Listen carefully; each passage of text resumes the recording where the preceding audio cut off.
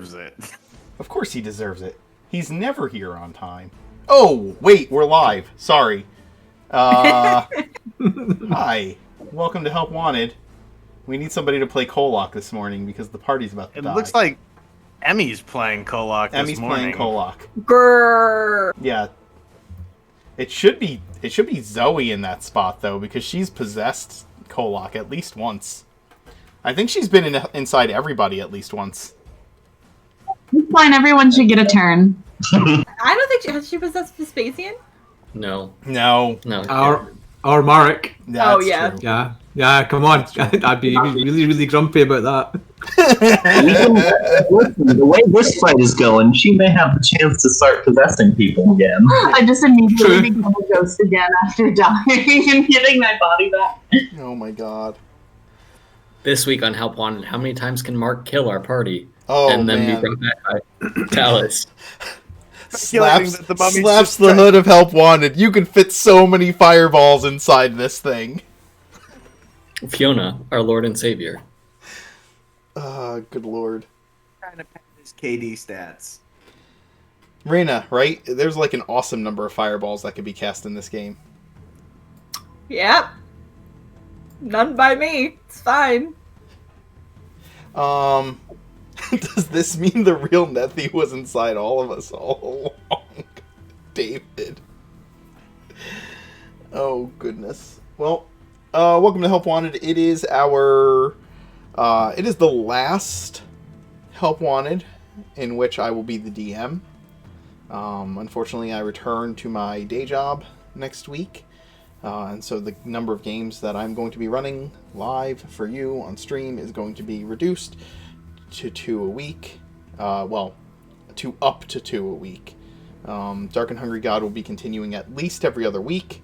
The Dance Macabre will be played as often as humanly possible. And last night we put Ark to bed, unfortunately.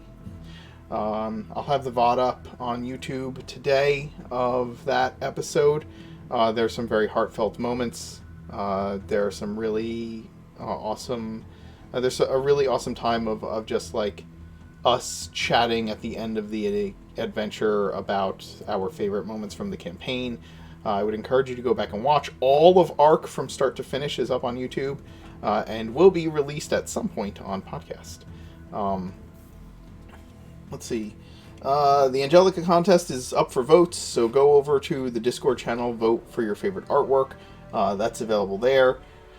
We are at, I think, like 15 subscribers towards the next dice goal you have until the end of the week, which is actually the end of today, because those are the only 2 games I'll be streaming the rest of this week. But if we hit the 50 subscribers, we'll give away another set of dice at careoffarboco.com. Otherwise, the dice counter resets at the start of March. When we hit 1,000 followers, we're going to be giving away a legendary bundle on D&D Beyond, which is amazing. It's a great value, and I don't even have one yet. So we would love to give that away to one or all of you, if that would happen. So yeah, 15. Am I off? Are my numbers off? You got 5 new followers last night. Oh, I did get 5 new followers. We got raided by the party of 62 raiders last night. That was fucking incredible. Oh, Jeez. Christ. Yeah, Yeah, it was pretty great. it was epic. It was like a cascade of D&D streamers raiding one another, like one after the other, and just all ended up raiding like us at one time. There were like 3 or 4 different D&D streams that like raided one after the other until it got to us. So that was really cool. This community is awesome. I don't know if any of you have taken the time to like check out any of the other D&D Twitch streams, but we support like Nat Awesome, the Nat 30s, Initiative League, a whole bunch of different ones. I follow them on Twitter. If you go on my Twitter account, you can find some of them, but like it support them because they're really cool people, and like the DMs of those different streams tend to talk a lot online and collaborate and like try to raid each other and give each other some love on Twitch. It's a pretty awesome community. Let's see. I only follow several D&D streams. Aw. Pat. Thank you. He just gifted 10 subs to the to this community. That's amazing. Five more. That's okay. Thank you. Holy crap. So we're at 30. We're at 30 towards another set of dice. Thank you, Pat. That's amazing. So yeah, we're now 20 away from giving away a set of dice. That would be super cool. We would love to do that. Like a lot. I didn't say we were 15 away. I said we were 15 subs to the 50. Like, but that's okay. We're at 30 now. It's still I have a appreciated. strong feeling that we're gonna get there, so I do too. I have the feeling that people like to start doing that because Chris is in 3rd place now. I didn't say that.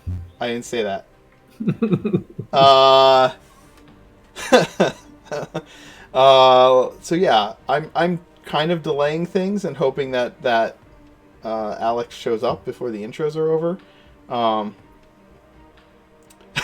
Nahu said only 70 more for 2 dice giveaways. That is absolutely true, Nahu. Why don't you guys go ahead and introduce yourselves, and we will hope that our beautiful Dragonborn friend shows up. Thank you, David, for 5 more subs. You're the man. Fucking awesome. We are 15 subs away from giving away some more dice. Guys, save some for tonight because tonight's going to be fucking crazy. Also, this game and tonight, both games are about to be fucking off the chain. Yeah, I mean, right now, Emmy is the top, and that sort of fits in more ways than one. Thanks, Pat. Leave it to you. Chris, you want to go ahead and introduce yourself? We'll start there. Yeah, sure.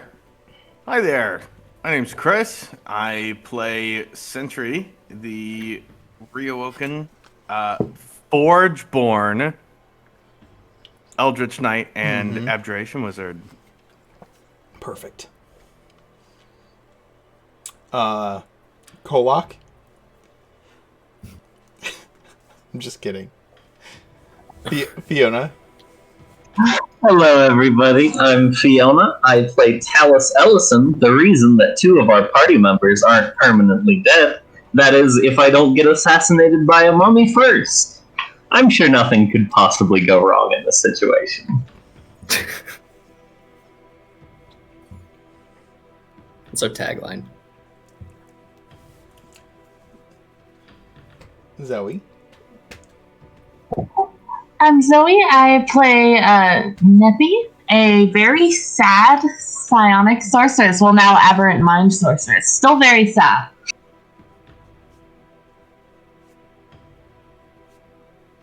Go ahead, Mike. Mike, I'm playing Marek, a half-elven Gloomstalker Ranger and Initiate Grave Domain Cleric Gothandra. Marek tries to do the right thing, and that was until he joined the Elf Squad and the Crushers, and now he has no idea what the right thing is anymore. Tries to be a proper hero in the making, but he's found himself up to his eyes in some very unheroic moments, often caught between Raina's 2 dads. With a lack... That can also be taken in a number of ways. Yes. Phrasing. I said nothing. I'm sorry. With the lack of book smarts, he does try to herd the party in the right direction, but he's more likely chance of actually hugging Talus's remaining skeleton and actually succeeding in that.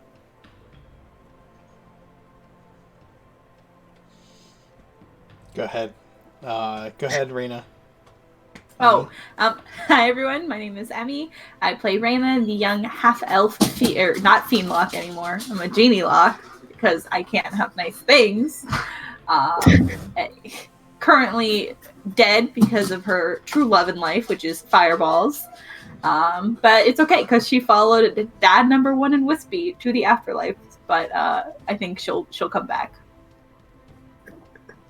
And I am Jakob, and I play Vespasian, dad number one, as Reina. Mammy already beat me to the punch there. Definitely dad number one. And I am also currently dead, and we will maybe go see Wispy. God rest his soul. And I am the Mark Knight. I am your dungeon master today. And throughout the week. When we last left off, the party, Kolox Crushers, as they had originally dubbed themselves, but has varied in their number for quite some time now, between the Crushers and the Elf Squad, have taken up the banner of Morgan, have taken up the fight against the Demon Lords, and have moved into the desecrated forge beneath Redenbar, where they hope to destroy the Mummy Lord created by Zakamon, the Demon Lord, who has been manipulating the city of Redenbar and the surrounding area. Their hope is that they will defeat the Mummy Lord, defeat Ondar Glowerkin, defeat the hordes of raging hobgoblins that threaten to siege the city, gather their allies, take over Redenbar, and run down the Redenbar army that is besieging Draen. And in the process find the Spear of Morrigan. They hope. It's Kolok's plan, and maybe it's a solid one. No one's really sure. But for the time being, they have climbed down through the tunnels below the city and ended up in this long-forgotten dwarven forge, which Sentry has informed them is the birthplace of the Forgeborn Legion, the Eagle Legion, one of the long-forgotten seven legendary armies of the Valkyrian Empire. They battled their way through demons and undead to get inside, nearly falling off a rising. Oh my god, why am I losing words today?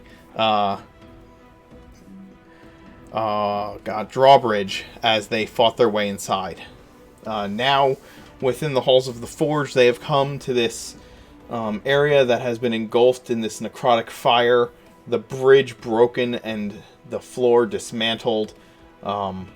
They entered the room, and Kolok climbed along the walls to scout ahead, while Talus excitedly attempted to douse his fiery blade in the green flames of the necrotic fires below, turning his blade into this glowing necrotic sword of flames and death.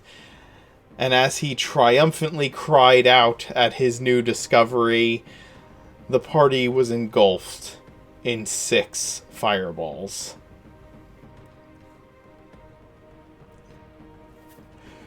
Here we stand, on the brink. 2 of your companions have fallen. The rest of you are weakened. You've reacted the best you can to what has happened. And now it is time to roll initiative.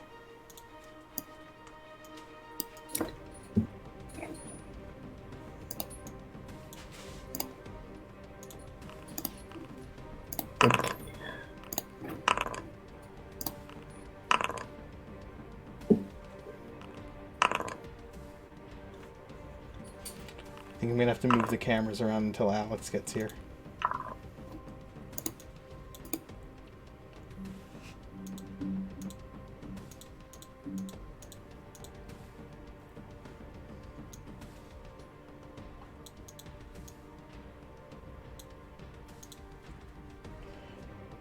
Wasn't too bad.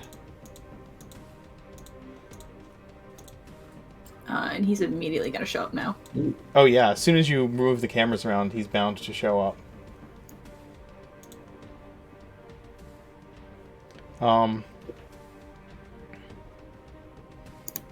There's one lonely skeleton playing his saxophone. Saxophone. Just He's playing a very sad song. Yeah. It's a funeral dirge for all the other. he's probably playing a sad saxophone chorus like bwa-na-na-na, bwa-na-na. Rascalous Whisper. Just playing Grassless Whisper. Yeah.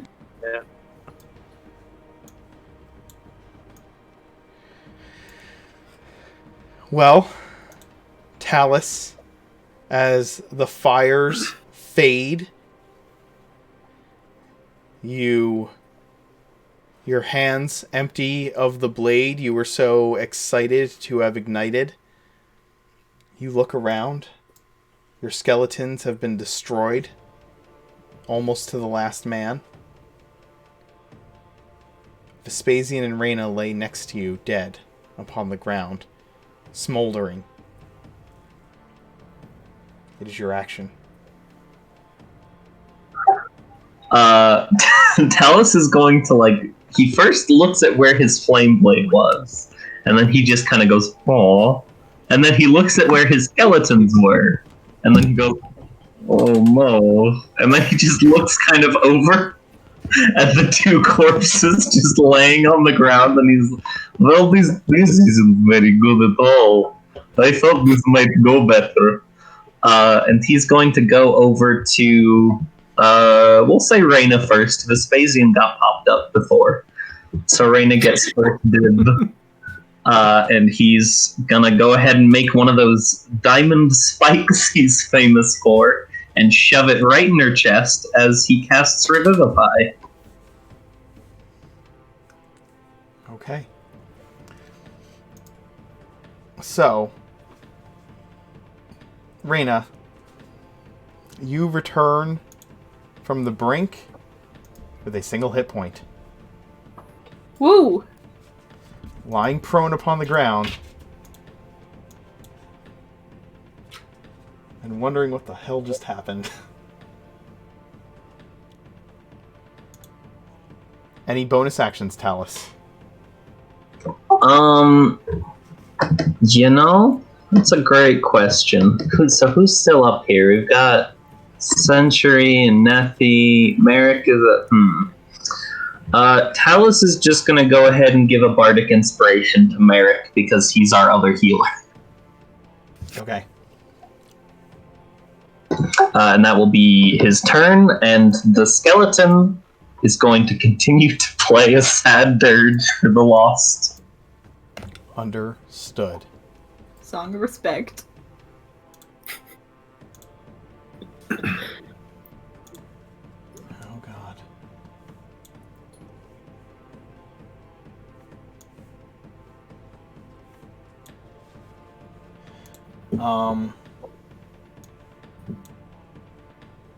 He's playing taps. Yeah. Nephi?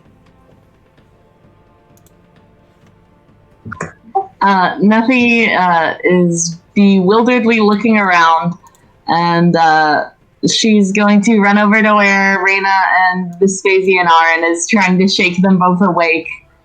Reyna's I'm pretty awake. sure she doesn't really have any healing. And she also has no inventory, so... Huh. You have what? No what? No inventory, so no healing potions or anything. Ah. Reyna is awake when you go over to shake her. Vespasian is not moving. It's fine. This is I fine. proceed to shake Vespasian harder. Understood. Kolok. I think it's safe to say that he was going to climb down this chain. He has a climb speed, so that's 30 feet to climb down the chain.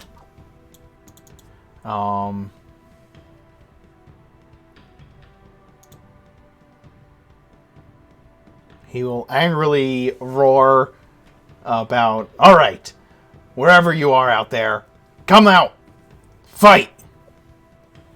And he's going to draw his glaive and ignite it.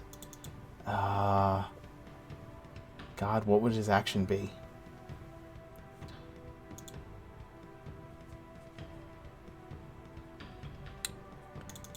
I don't know what his action would be right now because he doesn't see the enemies. I think he's gonna just ready. Does he have more movement than 30 feet? He's a barbarian. Oh, it has 40 feet, so he'll move 10 feet this way. And he'll ready an attack if something pops up.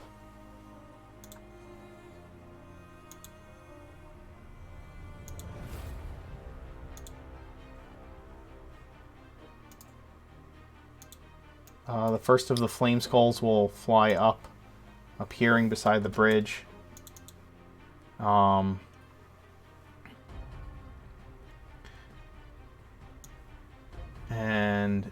it is going to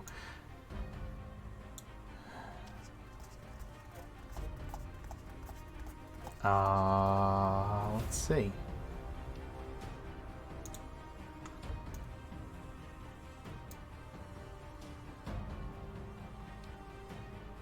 It's going to cast Magic Missile at the only one closest to start hitting them, which is Kolok.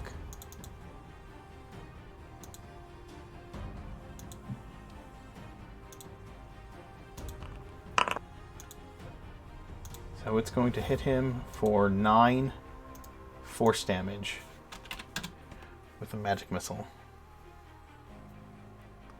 And then it'll fly over here. That'll be its action. Merrick?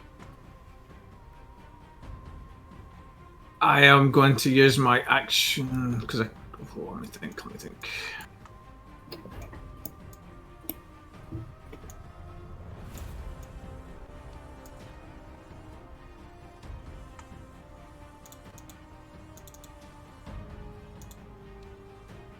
I'm going to use my action to use Eyes of the Grave. So once again, that Mark's eyes just drain color, and with, that. So any undead within 60 feet that are not behind total cover or hidden by divination magic, I can now see them. Okay. The only one not behind total cover is the one that is flying there. It's worth a try. Section. Glance back and see that Reyna is up, and how far away am I? It's fine, and I will cast a healing word on her.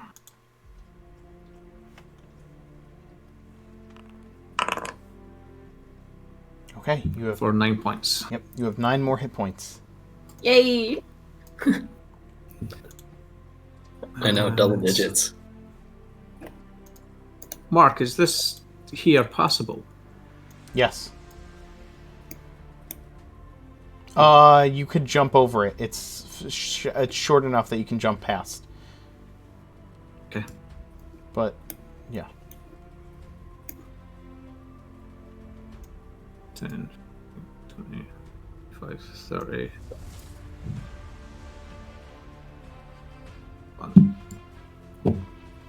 Okay.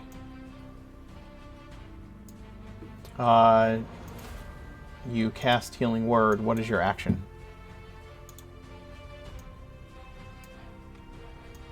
So my action was to use Eyes of the Grave. That's right, that's it right. takes I'm an sorry. action to use it. I'm sorry. Okay. Yeah, yeah. The Flame Skull is gonna 5, appear 10, here. 15, 20, 25, 30, 35. I can move to there. Okay. This Flame Skull here is going to also cast Magic Missile at Kolak. If he's holding his action, that's within 10 feet. You are correct. He will get to attack first. Is that you? No, it was Mike. He disconnected. Oh. You were so excited. Oh, I don't like playing Yeah. people's characters. I can play him for you. Do you have access to the... No, but I have a good guess of what he's got. I mean, he's a barbarian, right? I got it. Can't be that. I'm just going to attack with him. He's got it held. That's a 24 to hit. The glaive is activated. So... it's going to be 1d10 plus 2d6 fire. He's not raging yet, so that's going to be 8 plus 9 fire. So the Flame Skull has immunity to fire, but it's going to take the 8 from the glaive. And it can't move. Its movement speed is 0 now. So it will...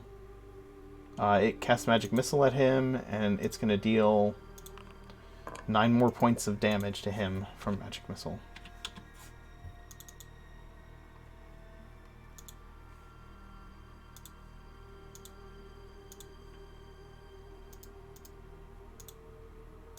And then stay there.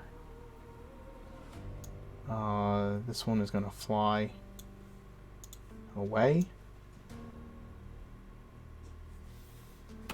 And fire Magic Missile at Talus. Oh boy. 6 Magic Missile damage. Still not down. Haven't taken me out quite yet. Vespasian, death save, please. I'm dead. Dead. Oh, you're dead. That's right. Never Yeah, mind. I was dead by the third fireball. That's right. Sorry. But Talus, he wonders in his deep, deathful, dead sleep, hoping and praying that Talus doesn't have any more diamonds left. And is starting to see a light at the end of the tunnel, and that light starts to bob a little bit and comes closer to him. It was me. This Flame Skull is going to attempt to fly away from Kolak, who will get an attack of opportunity on it.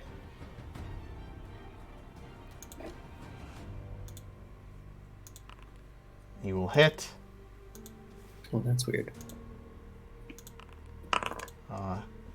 And deal 11 damage to it, and it will move. Its movement speed will become 0. So it is going to fire a Magic Missile at him.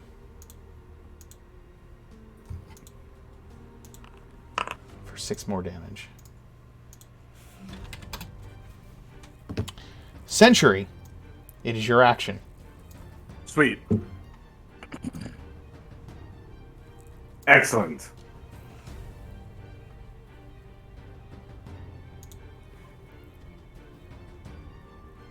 Talus, do you have them?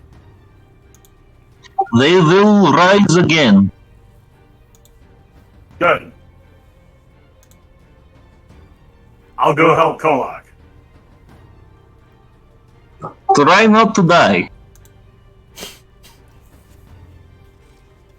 Sentry's gonna fly over here. He managed to maintain concentration through all of those fireballs. He's sort of like, I want to say he's at level with the bridge right now. Okay. They all seem to be coming from here. From under the bridge, yes. Yeah. Are you kind of we're gonna go hovering lower so you can see under the bridge? Yeah.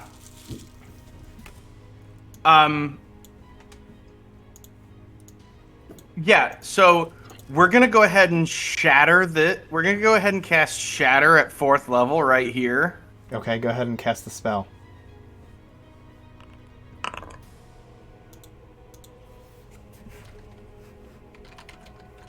I guess the Shatter spell hates me, but anyway, 5d8 thunder damage, 15 con save. It's a what's the radius? 10-foot radius. 10-foot radius. So if like right here, let me see if I can place it. It's right there. Yep, right there. Right there. We're gonna blow up that bridge too. So that's not going to make things difficult of trying to get over.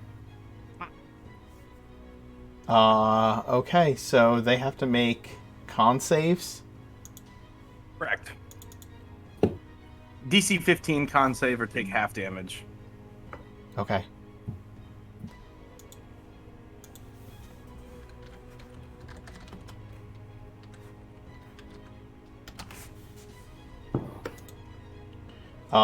First one DC fails. 16. My bad. My First bad. one fails. Second one fails. The furthest one from you succeeds. The next closest one fails. So only that one succeeds. Correct. Yeah, it's DC 16, not 15. That's okay. He rolled a 17 before his +2, so the rest of them all rolled well below that.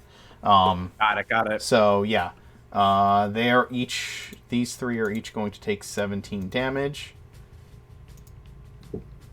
As is the structure. Yes. I believe The structure will take double damage, right? It's got it. Things made of inorganic material have disadvantage on the save, I think. Gotcha. Creature made of inorganic material has stone, crystal, or metal. A has non-magical disadvantage on object that isn't being worn or carried also takes the damage if it is in the spell's area. Okay, so the bridge takes 17 damage. Parts of it break off. It's starting to become unstable, and you see that it is a skeleton of what it once was, which is fairly appropriate for this party. Yeah. Also, then for a bonus action, I'm gonna second wind. That's 5 hit points back, bringing me up to 40. Okay. I just damaged myself another 5. Give me a second. I'm stupid. All right, there we go. All right. That was 45 feet of movement. What's your hit points at? My hit points are 40 out of 88. Okay.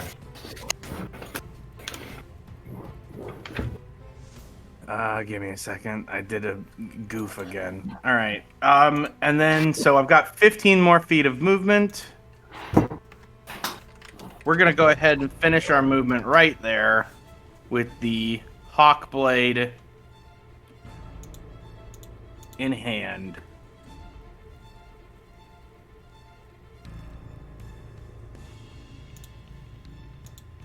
Okay. Understood. The flame skull across from you is just going to fire magic missiles at you. Shield. Understood. That was your last first level spell, wasn't it? That is my last first level spell slot. Okay. Reyna. I now have a second level spell slot. That's it. That's all I got. Okay.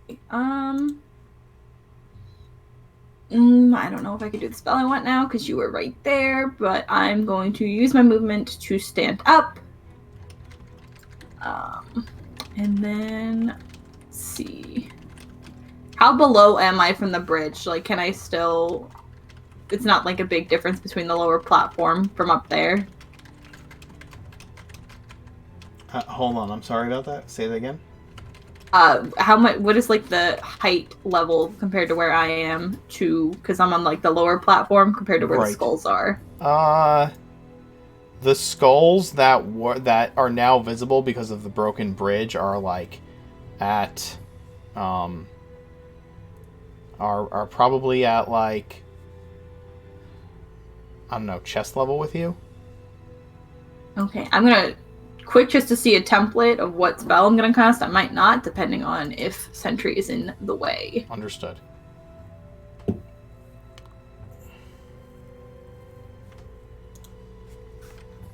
Oh. Yeah, I'm going to cast that then. These are fancy infographics. Yeah, those are really nice. Yeah, if you... Oh, you're gonna... If you put it right there, I think you miss Kolok and Sentry. Okay, yep, so I will cast it. Let me make it a color that's like, that'll stand out more. Hold on. Oh, that didn't help. Yeah, there it is. As I hover, yep, it misses Kolok and Sentry right there. Perfect. Okay, so it is an intelligent DC of 17. You stood up, right? So... Yes. Okay. Intelligence DC 17 on every Flame Skull but one. 1, 2, 3, 4.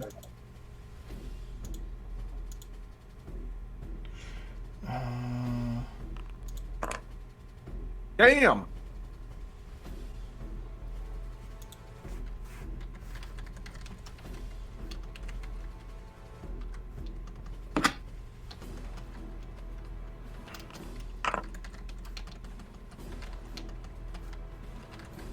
I mean, how smart can Flaming Skulls be, right? They knew how to fireball us all at the same time. If they didn't down Vespasian, Reyna probably would have insisted to keep one for a portable fireball machine. Your DC was 17? Yes. They all succeeded. They all save. So disappointed. So they will all take half damage, correct? Oh, is it save or suck? No. Yep, it's half damage It's on a half damage. successful. And it is psychic? Yep. Okay.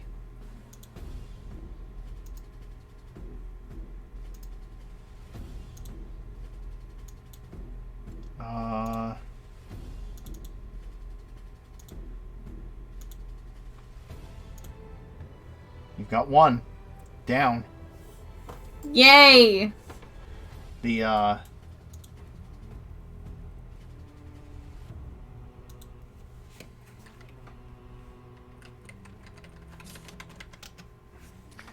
Okay, This one homeboy's goes probably down. not looking too good. It is not looking too good. Yeah. Any bonus actions, Reyna? Nope, that's it. Any movement?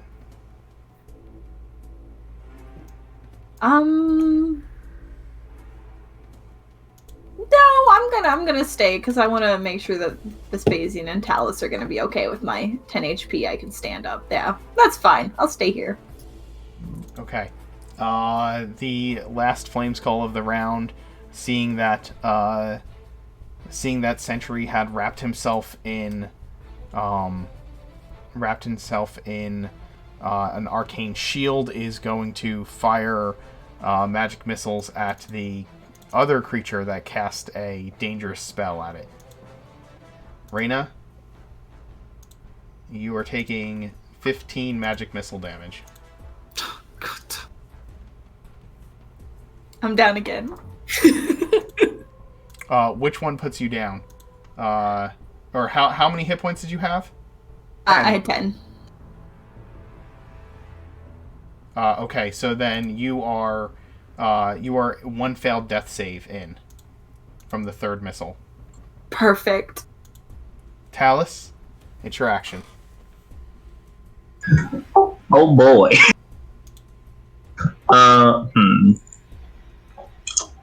So Talus watches as she just gets smacked by magic missiles and is immediately down again.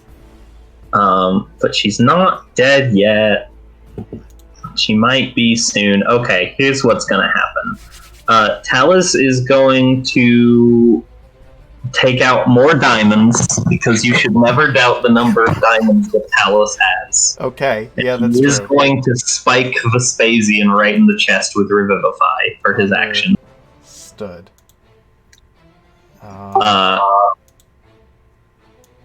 Use the spell slot. Vespasian, Do you want me to re-roll, or what do you want me to do? roll initiative. You're at 1 hit point. All right. Feel a familiar pain in your chest. So yeah, as you see this stab, as I get stabbed with a diamond spike, a vampire diamond spike, and you watch it like melt into Vespasian's chest as he kind of sucks in and quickly inhales a first breath. You can kind of see these incorporeal blue horns that kind of show up for a half a second and then slowly dissipate. Nice. And Talus is going to use a bonus action. He's going to use a special College of Bone feature. He's going to summon his Death Grip by spending a Bardic Inspiration point. Understood. And that will be his turn. Okay. Nethy, there are lots of heavily injured flame skulls left in the room. Which one of them was the one that hurt Reyna? That would be this one right here. Nephi is going to just turn at that and go like, I'm gonna kill you!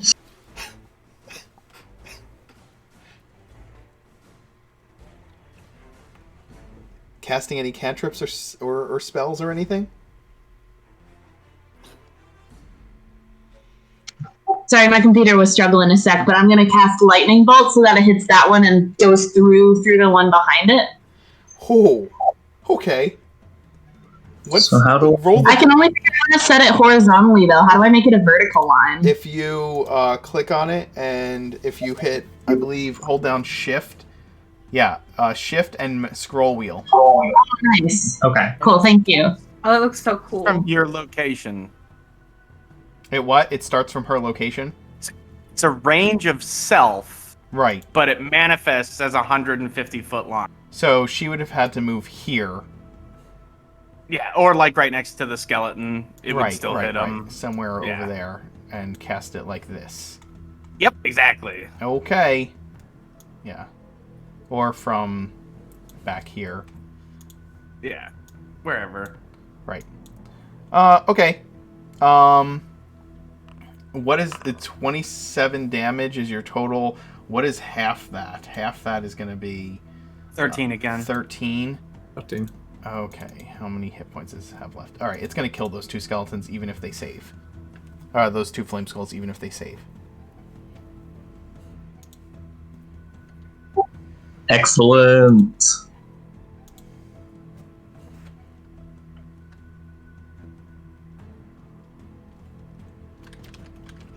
No idea how to get rid of this incredible lightning bolt animation.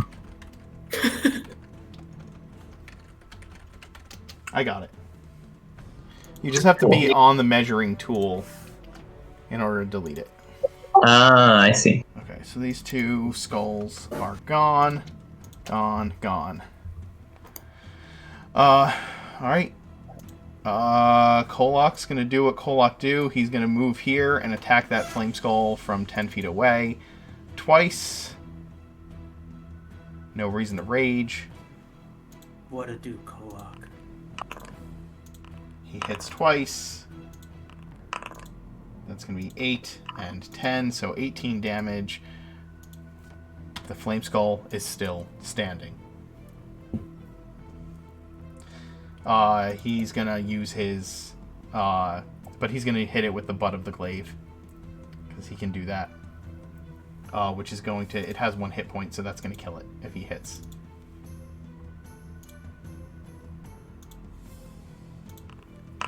Which he will.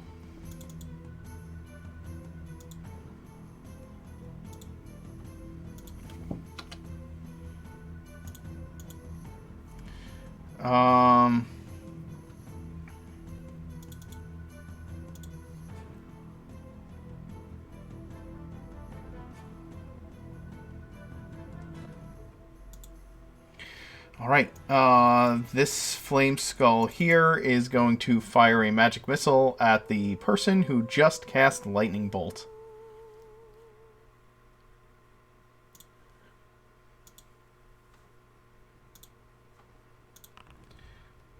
Nethi, you take 12 magic missile force damage from the magic missiles.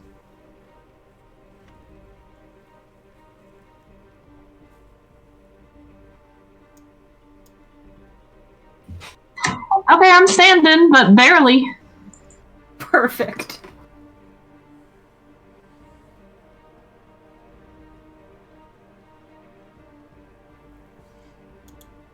Merrick. Alice, have you got Raina, or do you want me to get her?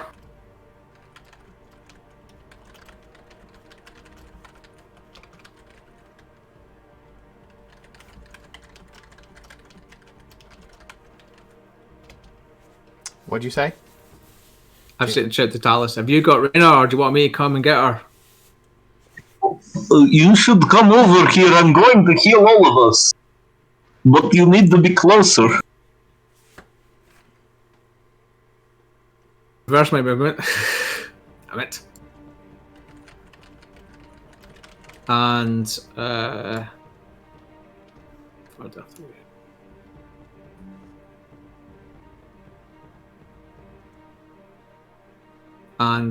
once I get to there, I will use Spare the Dying as a bonus action on Raina.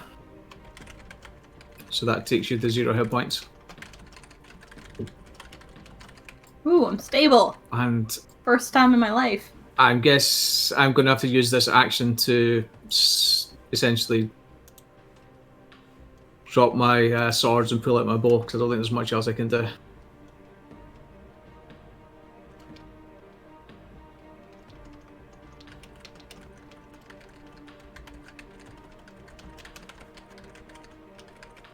Okay. Or you can still attack. Can I still attack if I just drop the swords and pull out the bow? Yeah, if you just drop the swords and pull out your bow, you can make it. You can attack. As long as you're not sheathing your swords, right? Yeah, Yeah, I'm more like that. tempted to try and get these things down, so I'm going to go for the one over here, got the left hand side.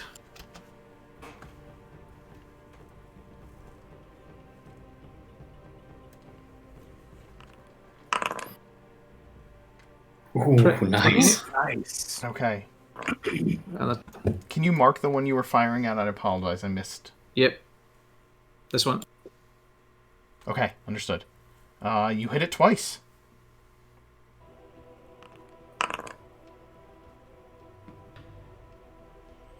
So I'm guessing that's going to be 18.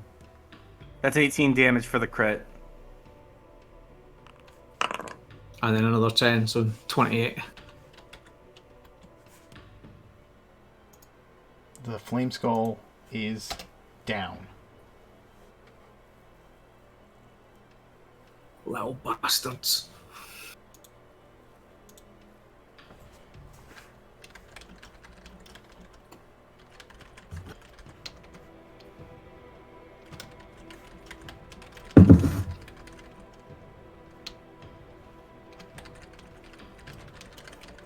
Can I just glance over at the waking up Vespasian?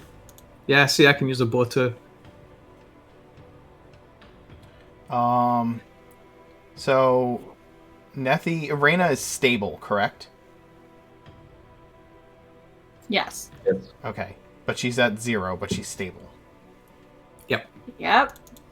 Okay. The flame skull is intelligent, so what will it do? It's going to cast magic missile. It's going to... Sentry is still covered by his shield, so it's not going to shoot him. It is going to cast magic missile, one at Talus, one at Nethi, and one at Merrick, I think. And see if he can put all 3 of them down.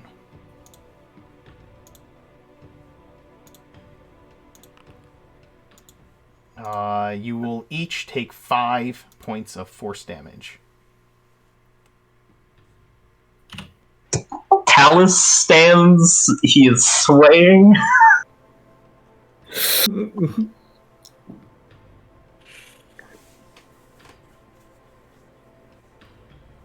Nathy? Nethy has a whole 5 hit points left. Oh, damn. He is up. Merrick? You take 5 as well. Yeah, I'm fine. Okay. Fuck it.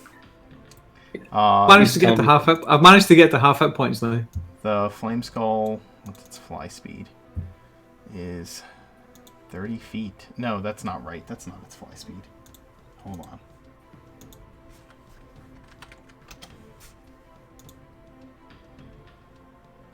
Its fly speed is 40 feet.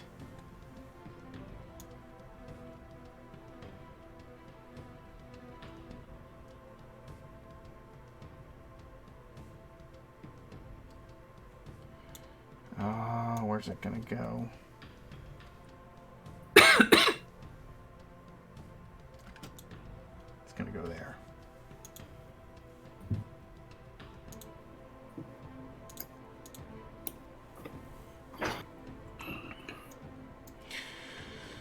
Sentry.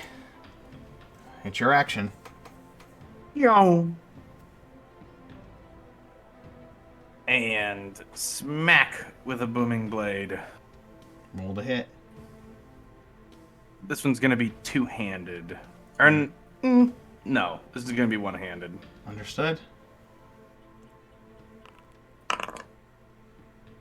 You've got to be kidding me. You miss with the first Oh! attack. Those are 13s. It casts shield. Ooh. Really? Yep. Okay, that's fine.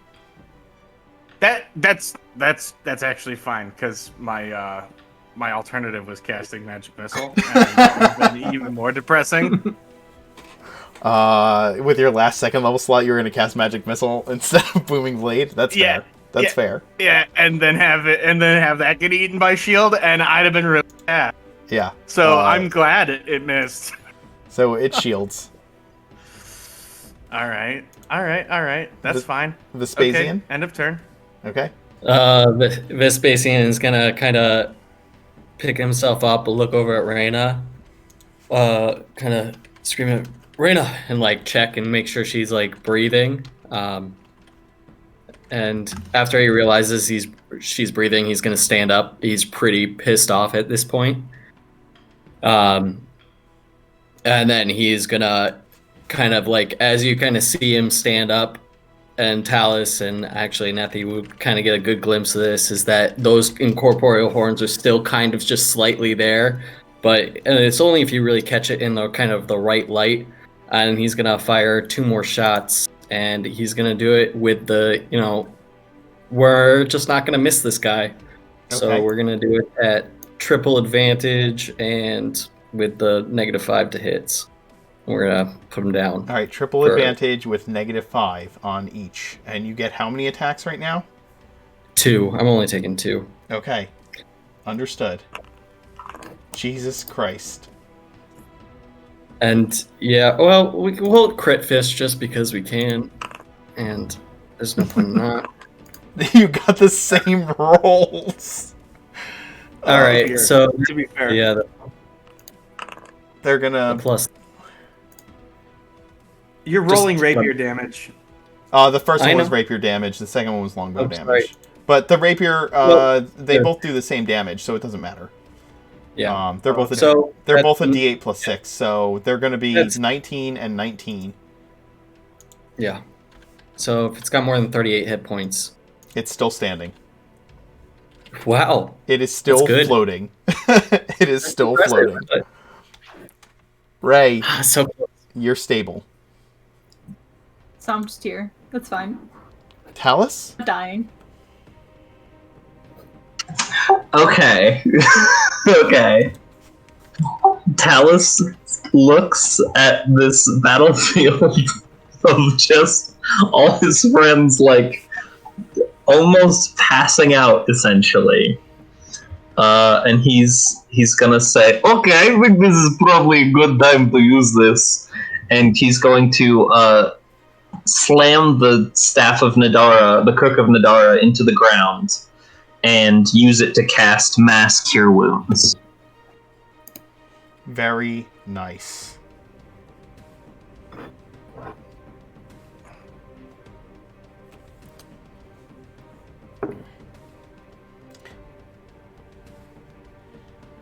Is it centered on you, or is it centered within... It says a point of your choice within range, All right, I wanna but I see don't something. think I can reach Kolok or anyone else, so I'm just kind of...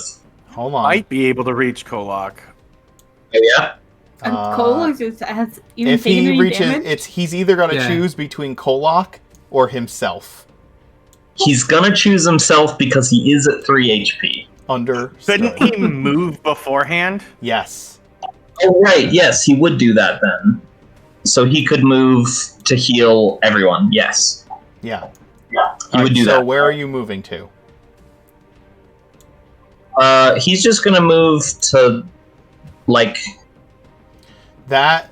Let me see. If you like drop there. it, if you drop it right here, then that will heal all of you except Sentry. This is acceptable to me. Okay, roll the healing. 15 hit points to everyone except Sentry.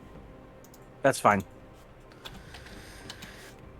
I mean, it's worth it for the party, right? Like, totally. Yeah, worth it. exactly. Totally.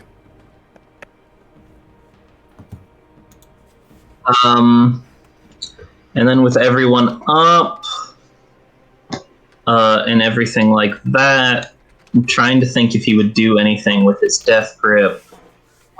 He's just gonna move it so that it's within easy range of his allies in case any of them immediately go down again, and that's gonna be his turn. Okay. The skeleton continues its dirge. Nothing? It's just that one flame skull that's left, right? Correct. I'll use chill touch on him.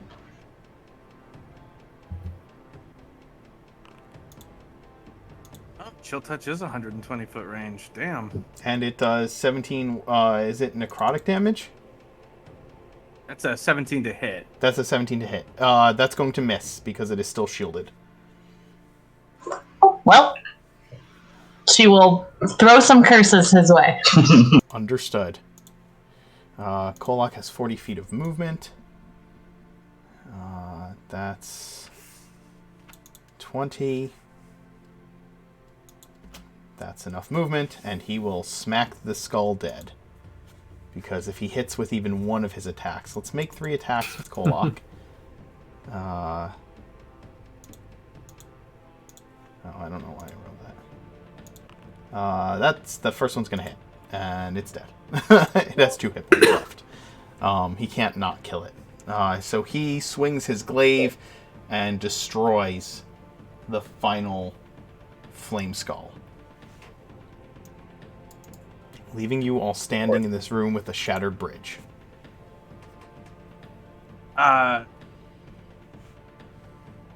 Sentry's gonna start carrying people over to this point right here.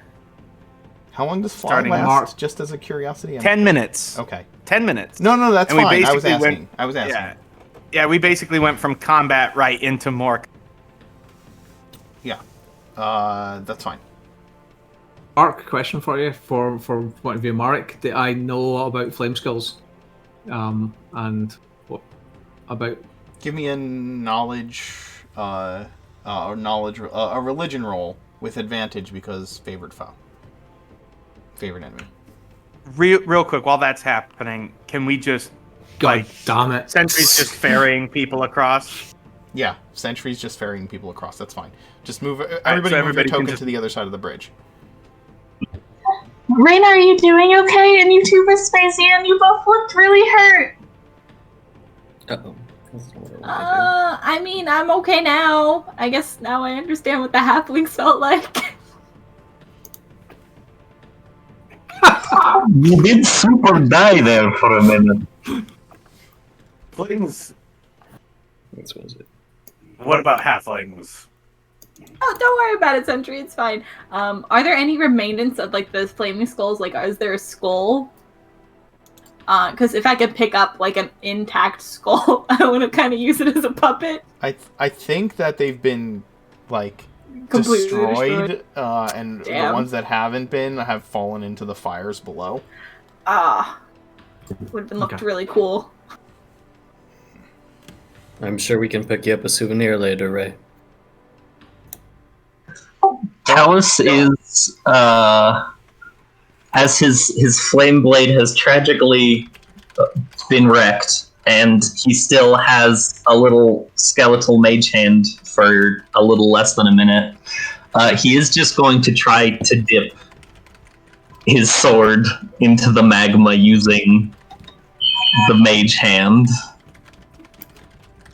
Just a regular sword, just to see if it does anything. Oh, Talus.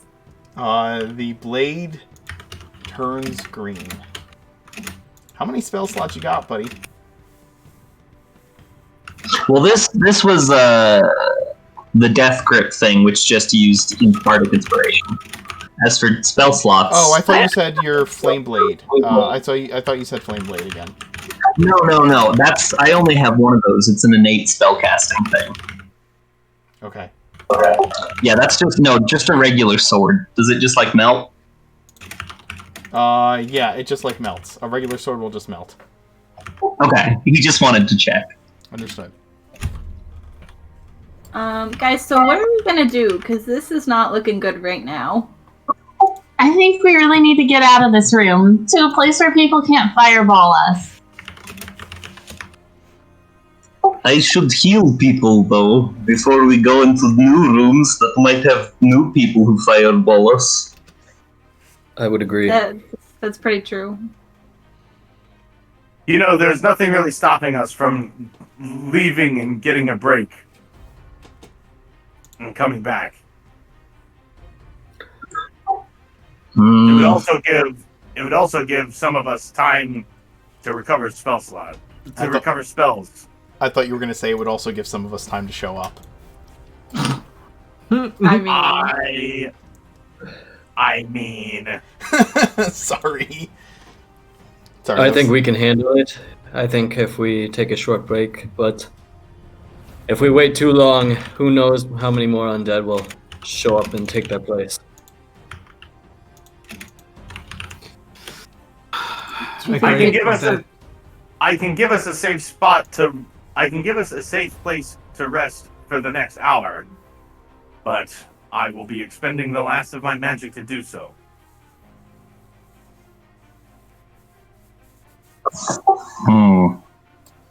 Can anyone else do anything? I can only do the same as Sentry. Well, we could use the rest of that staff. Are you sure that's a good idea? I don't think so.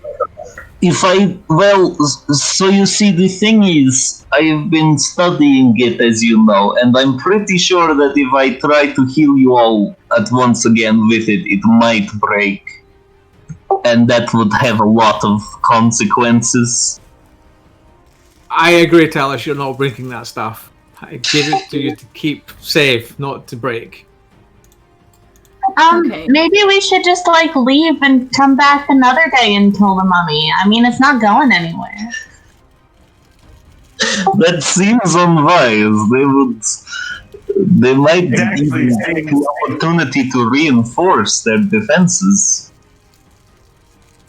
I think maybe we should. Maybe Hide we should away not hang for about maybe an hour. right in this room. This bridge is a bit unsafe. I think that Perhaps- if we find ourselves in a similar situation, it's going to end up a lot worse if we don't at least take some time to recuperate. I agree. We need to take a short rest. So let's just decide where and how, and whether Merrick or Sentry are going to be the ones to do whatever weird trick that they have. What's the way out of this room? The ways out of this There's- room are the door, the entryway forward, which you guys are all standing in the doorway talking. Go ahead and someone can give me a perception check if you'd like to look down the hall, or is Merrick going to go in and scout? I was going to send a familiar. You tell me what you're doing. I can go ahead and I'll have a look. Merrick, yeah, just go take a peek real quick. All right, I will need a stealth roll from you, Merrick. Keep in mind, we have 100-foot telepathy. Yep. I'm gonna go with Merrick, and I'm gonna cast invisibility on myself. Understood. Then you can also roll stealth with advantage, Vespasian. Ha. Still says you're Still more dead. invisible. I'm still more invisible than you. Well, I can only be good at so many things. Yeah, you're good at good ego as well.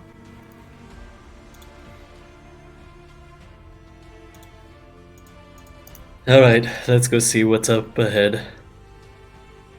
I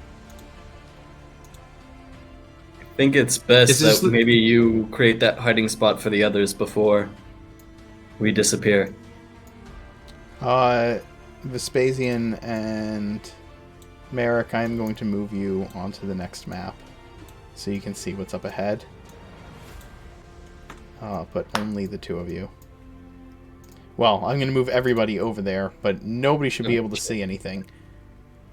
Unless you look at the Twitch stream, and don't.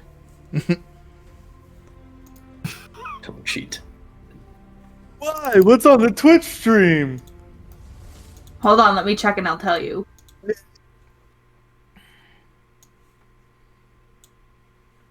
If we take a long rest, it might give our fearless leader time to actually get here. You mean a short rest? Either or. I think he wants a long rest, so he can get all his spells that he wasted back. All the ones I wasted. I say what I said. I know. Aren't you the warlock? I look over at Merrick and just kind of give him like an eyes, like just like as we kind of creep up. I'm assuming on our bellies or however we're stealth crawling in there. Yeah, stealth rolls. You guys kind of move to. You kind of keep along against the wall in this doorway. Like there's a short hallway from where you were to here, maybe like a 10-foot hallway, and you guys peek through that doorway and see what you see before you.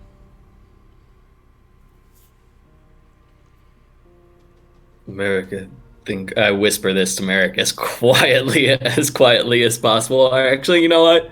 I just kind of nudge him. You know, I don't even say anything. I just kind of nudge him and then nod backward. The creatures that you see in the forefront there, look far more,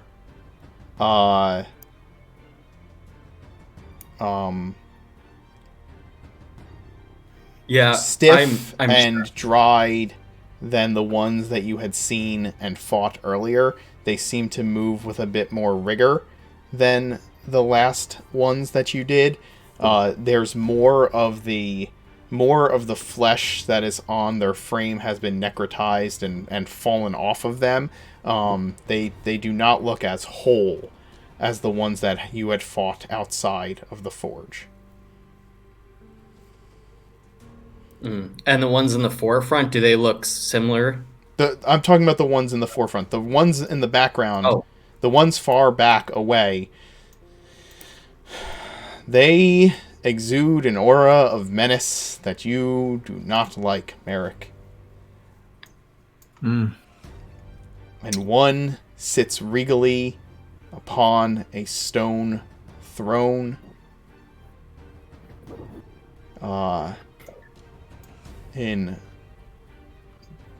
wrapped in funeral garb and wearing a dwarven crown. You slowly back out of the room.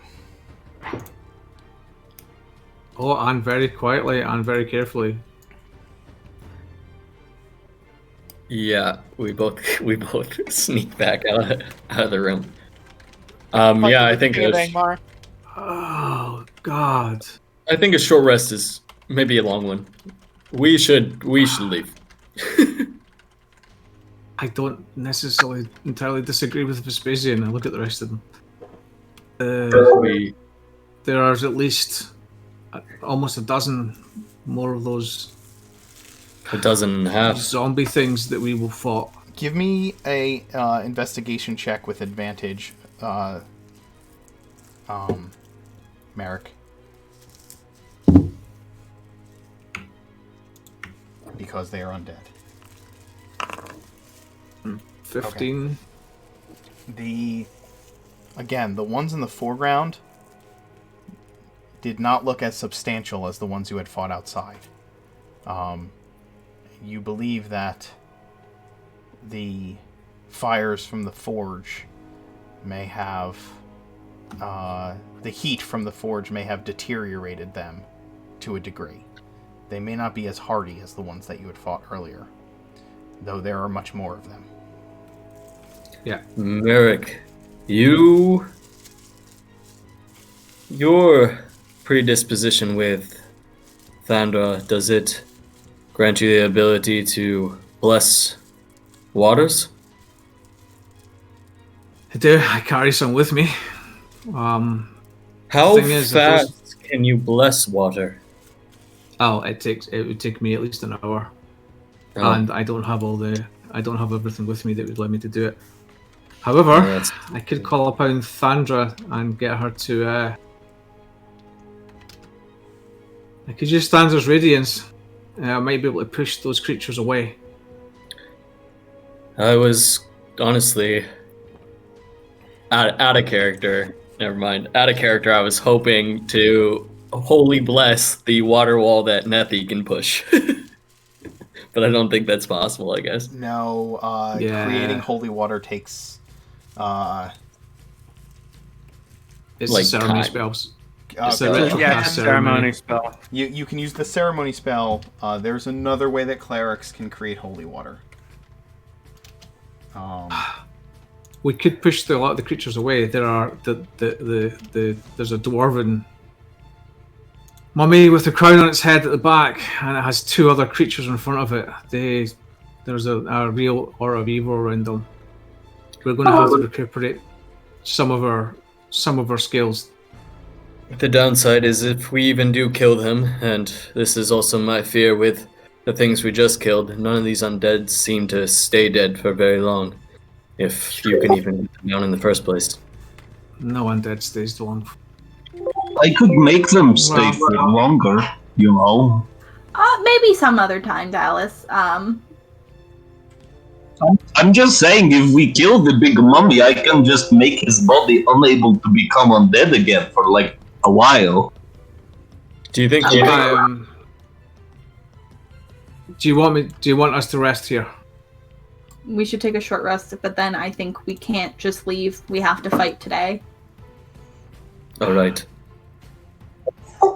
I say we What? heal up as best we can, and I had a question. Is there as much magma in there as in here? Yes, quite a bit. Though it is slightly more open of a battlefield, a little bit more room to maneuver, which means, unfortunately, what we did to that Rakshasa might happen to us. What do we think our chances of like winning this thing are? Are we gonna die? About as good of a chances as we had against that Rakshasa, and we still pulled that off. Barely. And it still managed to find a way to fuck us over, so... I don't know if the undead might be raised by the main one. If we can cycle him out and focus our fire on him, we might be able to negate the others. But that is only a hunch. Yeah, we do need to get through those creatures in front. It's a good. It has been about 100. 10 minutes since the end of the combat, by the way, between Yeah, so conversation my flight and is sneaking. gone. Which means we are stuck on this side of the bridge. If we do all die, what's our backup plan? We- Join the That's a mummy real and his. We create new garbage. And I don't know. I guess maybe I could still become a god if I die. I don't really know how that works. Well, if my just so choice. you all know, if we all die and I become a god of necromancy, I can bring you back if you want. We've got a choice. We either rest here. I can create an area for us to rest in. Take an hour, and then move in.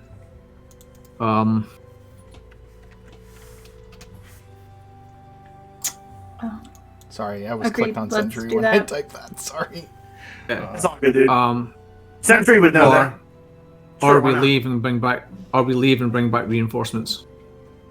I don't think leaving's an option. I think we just need to rest and Again, I see. Sentry cannot fly you back over the gap now. You will have to. I can- You will have to climb. I can fly. over. Okay. I say we and I rest. still have spell slots. Okay, And we- let's I will cast rope trick. If you. Okay. What does Rope Trick do? It basically So, gives you a safe space to short rest in wherever you are. It's an extra dimensional space that can hold up to 8 medium creatures and lasts for an hour. Yeah, they wouldn't be able to find us. Okay. As we go and climb up There we into go. this extra dimensional space, this is half out of character and half in character. Ray, Nethi, are you two the only ones with spell slots left? Or spells? Shouldn't you be asking everyone but us?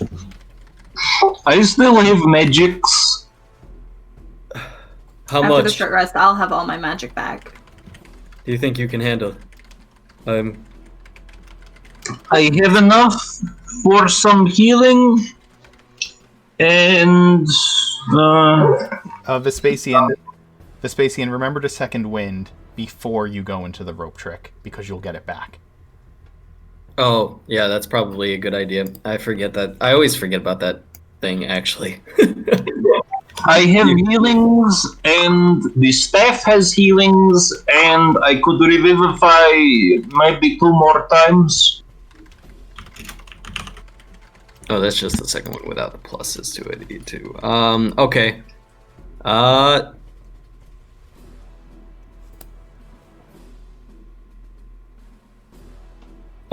Sentry, are you tapped out?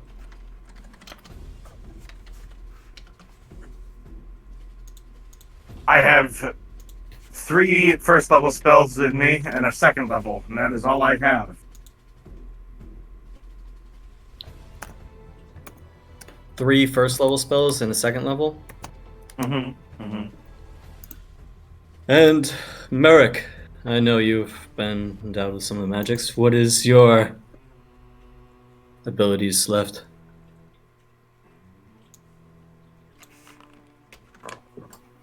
I think Mike stepped away for a second. Okay.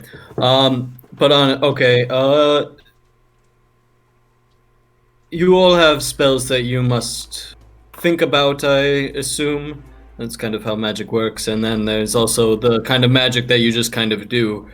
Is there any spells you think that you have to keep concentration on that we need to know before we would be the most useful in this situation that maybe we can combine? Because as I said, there's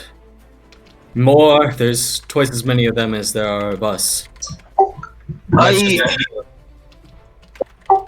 I can use the staff to give myself an aura that will give us resistance to their necrotic energies and should be able to restore the fallen for a brief time. So as long as people stay within 30 feet of me, it should be able to help us greatly. And then I look at Talus and I look at your skeleton, Talus, and I'm like, I put my hands on your skeleton's shoulders. I'm like, I'm gonna need you to stand in front of Talus at all costs. I know it's asking a lot. They salute. By any chance, does anyone have any spells that they can do that maybe like makes a person really bad at some like a specific saving throw? I think some of my spells give disadvantages. I know I have one where you have to choose between certain actions. Although, wait, do I still have that? It's saves are super hard to give somebody disadvantage on. I'll take care of the big one. If you guys can, I think Kolak and I will help take care of the big ones. If you guys can manage the smaller ones. Well, there's my theory was that I can make the big guy possibly just like not do stuff for a little bit. I don't know if what he has that can make things go, that could prevent it. But I can like banish him for a little bit. But it is a concentration, and I don't know if it will work on him. I can, yeah, I believe so. You can banish anything if it's not, but if it's from this plane, it's just shunted to a harmless demi-plane for the duration. You're not getting rid of it. It's a charisma what is the save. saving throw on that? for you? Charisma. We're gonna do this out of character because we don't have enough spell slots and time to do this. It's a okay, so it's Charisma 17 is what I have for it.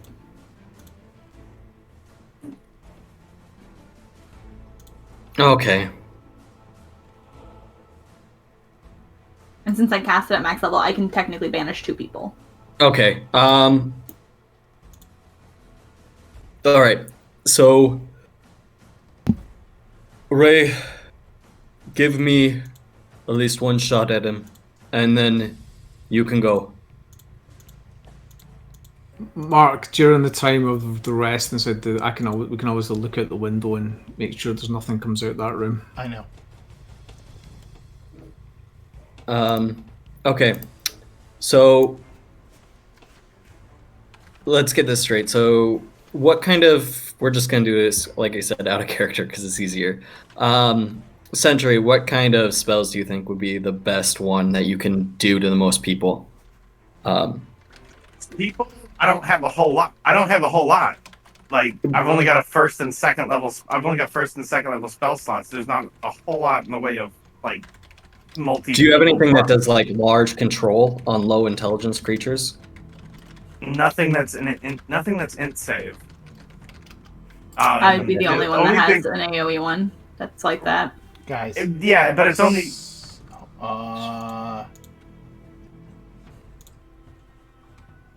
Let me see.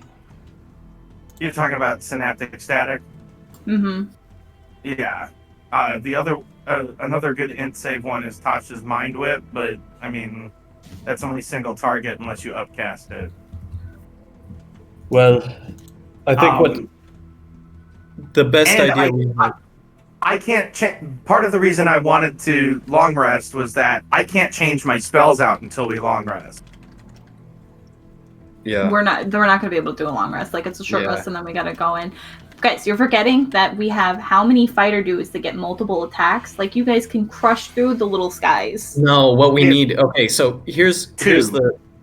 Yeah, but the thing is, Kolak's got Tunnel Fighter, and he would be using it to protect the rest of you. And it's okay, so Vespasian goes through this, kind of lays it out for you of what's in the next room. So there's this very short, like, set of stairs, and then it opens up pretty wide. Then there's a bunch of things, and then off to the left-hand side, up on a pedestal, there's like a throne area, which is also fairly large.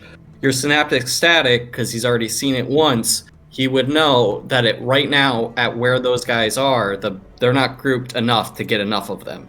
But if Kolak holds the line in the front and pulls them all into him, you might be able to get quite a few in one go with that spell. But the problem is that I think it's best that Kolak stays close, but the problem is I don't know if... I'm assuming 1 or 2 of those guys are spellcasters, or the guy that is... There's a dwarf that's sitting in a throne that looks fairly undeadish. Where is your rope trick? Can you please put it on? Point to where on the map you put it? I put it right next to where Marika is, right next to the door. Like above the door? Is it like above the door?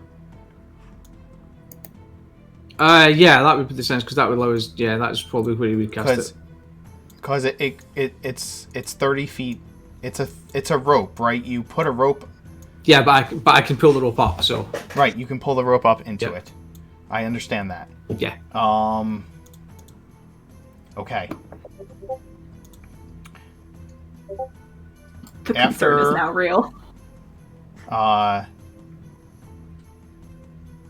After 15 minutes of the room becoming silent, you watch out the window as these two creatures come into the room, followed, well, more than that. First, these creatures start filtering in after 15 minutes within the rope and start spreading out. Searching Mike, can for... you put Rope Trick up in the box for me? It's fill it up. After they come up to where the bridge is damaged and are looking, these two creatures come out into this space, followed by this guy. Oh joy! He spends a moment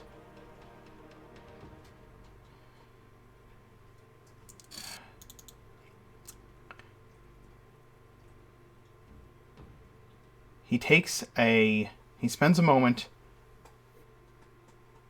speaking in abyssal spell casting within the room. Oh no. Walking around, he grabs one of the zombies by the back of the neck. Do any of you speak abyssal? Yes. He says, Well, I do now.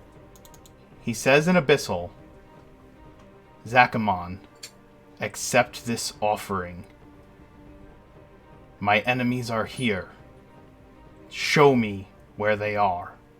And he casts divination and casts the zombie into the fires below. Oh no. Can I cast spells from here? No. Yes. Nope. That's what I was just according looking to at. Rope Trick. According to Rope Trick, Attacks and spells can't cross the entrance in or out of the interdimensional space. attacks and spells can't cross through this entrance into or out of the extra dimensional space. Okay. But if it's like a defense, but if you were to cast something like non-detection in here, that would work. Well, 'Cause we're it's not targeting. It's targeting inside the box. Yeah, you can't do an attack or a spell that's going to cross out the space. You can cast what you like inside, but Yeah. He asks the question, and then his eyes move to where the rope was pulled into the wall. He points his hand in that direction and begins to speak in abyssal again, and dispels the Rope Trick. This is 15 minutes after you went in. Your short rest does not finish. Okay, where do we land? We're going to take a break. We'll be right back.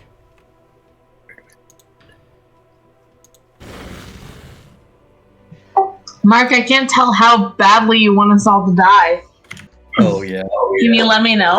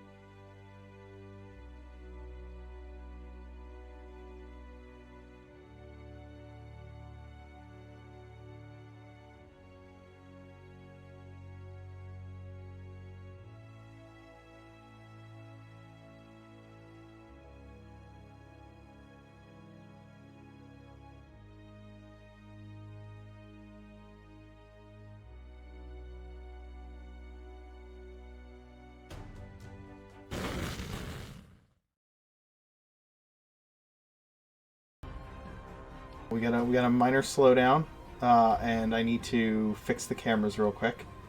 Hopefully the computer will catch up in a second. I think we all need to re-roll initiative anyway. Yeah, give me a second to get the chart ready. I didn't do that during the break. I was taking the dog out. Well, that's fine. Merrick, get out of my freaking spot. Merrick, quick, while you're the DM, save us! It's comfy here. I'll just take a few things off the board. Yeah! You'd like to do that, wouldn't you? Yes! No. This is what makes it fun. How do we get out of this jam? Sure, in a pickle this time. Them Duke boys have done it again. Talos, how many diamonds do you have on you?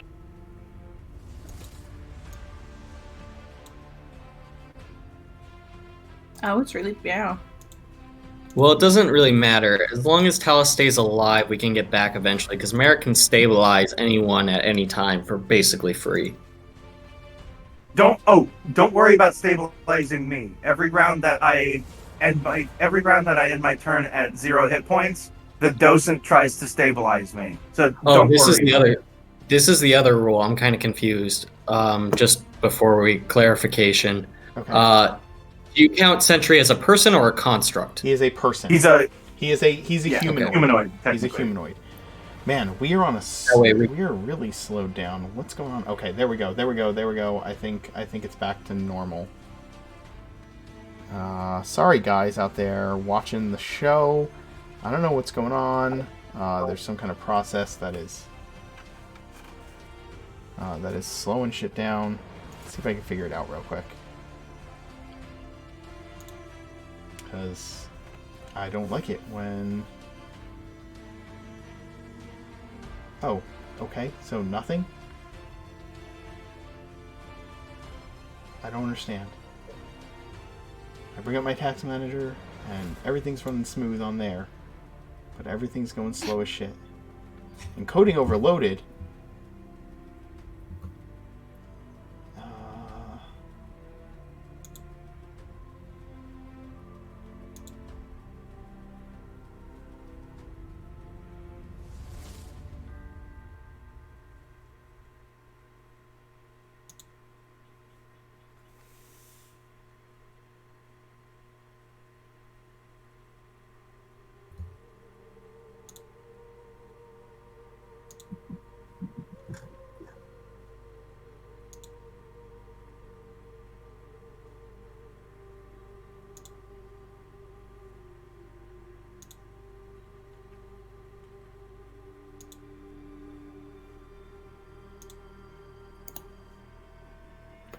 There we go. I hope. Come on. How's the stream? Is it choppy? It looks like we're choppy. What the actual hell? Yeah, it's on my end. I'm so sorry. Why did this happen now?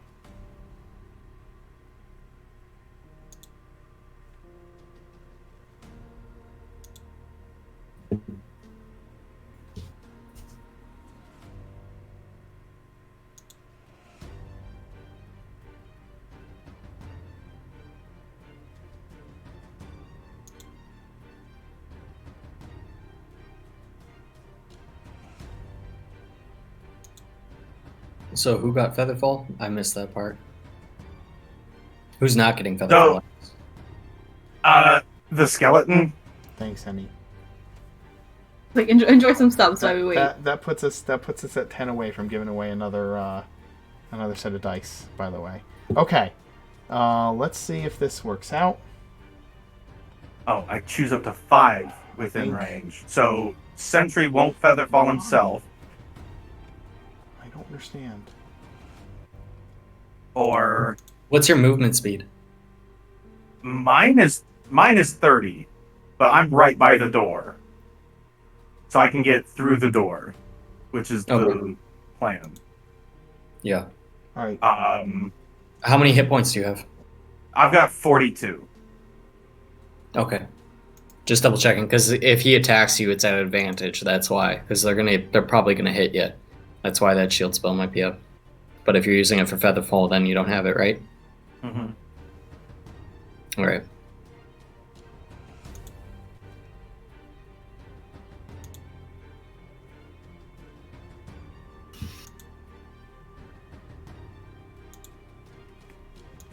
Sorry, everyone. Again, you guys are having a conversation about what you're doing anyway. Yeah. A Mummy Lord with Dispel Magic. Yeah. Oh no. He looks kind of cute though. Like look at it, look at him in his little throne. We can take him as pet.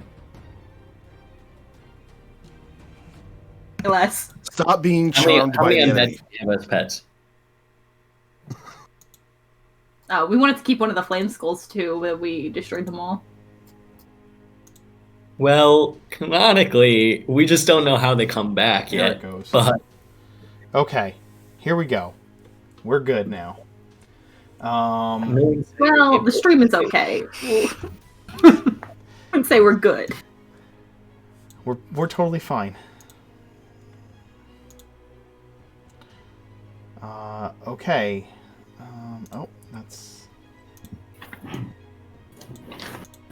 All right, everybody, roll initiative. Who's so Sentry? You are prone. Everybody else gets featherfalled out of the. Yeah, I also should be taking fall damage, I think. Yeah, I think you fell 30 feet. So 30 feet. You're going to take 3 points of falling damage. Which is eaten by my shield, and I take 1 point of damage. Okay. Sentry, you want to go ahead and... I don't have Sentry, Kolok, Yeah, I'm about to roll. I or was just doing my... Vespasian's initiative. I just rolled mine. It was... Maybe it didn't... Oh, because it says I'm still dead for some reason. It switched it in Foundry, but then never switched Weird. it back. Okay, what's your initiative? What'd you roll? 19.2. I'll see if I can fix my Foundry thing. Give me a second. Okay. Because it... If I can find my character. Mummy Lord is sleeping. Well, he can't be good at everything. Mummy Lord does not have his morning coffee. Actually, I have I'm no not idea. complaining. How do you undead yourself? Apparently with a gem stake to the heart. I think the DM has to do that. No, I think Or all you can do is just add your heal health. yourself.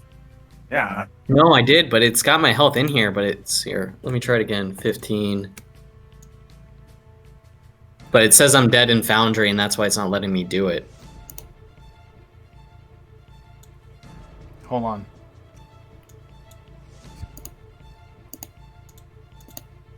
Did that fix it? I have no idea. Let's see if I can roll and it keeps saying I'm dead. Try refreshing the page. Yeah, I can. Alright. But it's not a big deal, because I still can attack. It's all going through Beyond, so it's not a big deal. It just says I'm dead, and as long as I'm in the initiative order. It says you have I don't 15 think hit points on your character sheet. Yeah, but if you look at like my Yeah. token, it says next to Vespasian, so I don't know. Well- Foundry just really wants you dead. I'll reload it after we get through this thing, Okay. if it becomes an issue.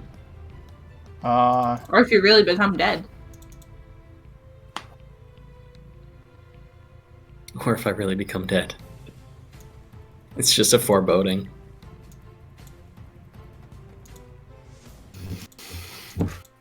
Actually, Alec, Huh.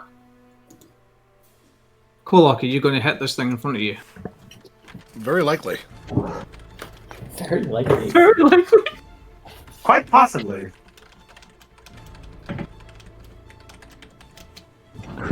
I like that. It's like an 8-ball answer to that question. Yeah. All signs point to yes. Shove him into the lava. Whoever makes the biggest splash wins.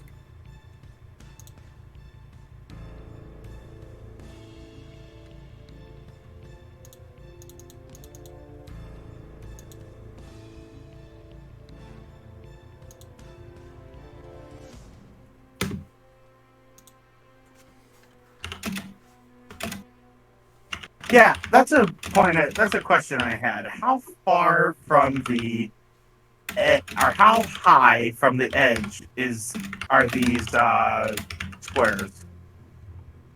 Or which squares? Those there? How? Yeah, the lava. How far from the edge is it? Um, Like depth wise. I'm Like, what's gonna the altitude say. difference between this square and this square? Yeah, I get what you're saying. Okay. I'm gonna say it's like,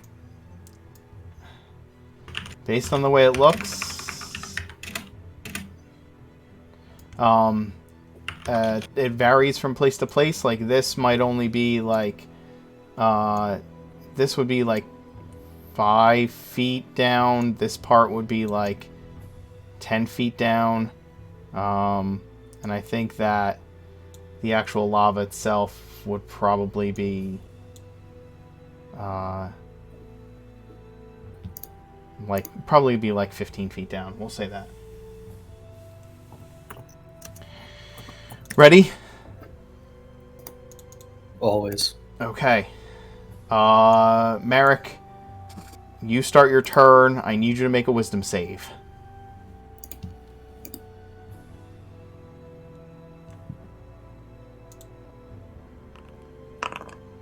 Okay, you save. And now I need you to make a second wisdom save.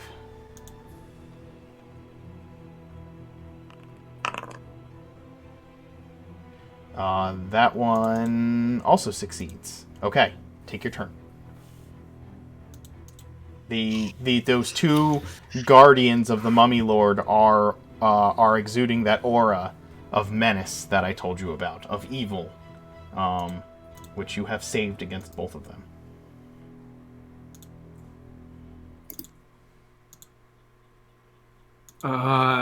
Okay.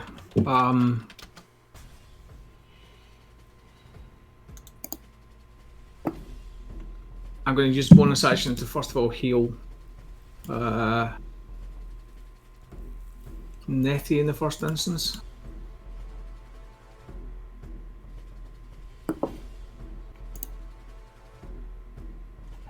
This last one, hold on. So casting on word.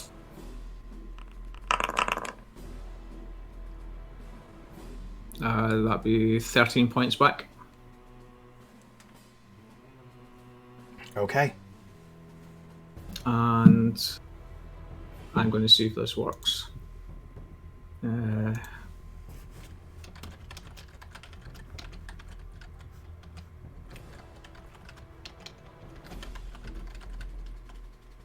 going to try and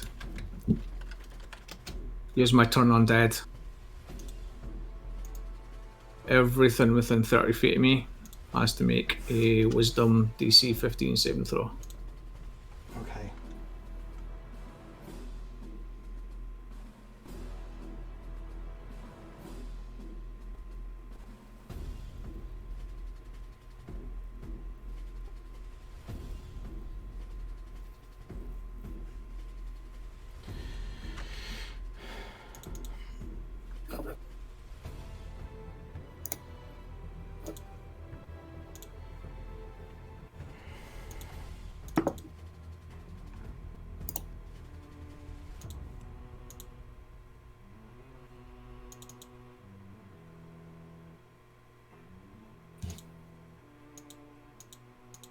I'm just double checking everything.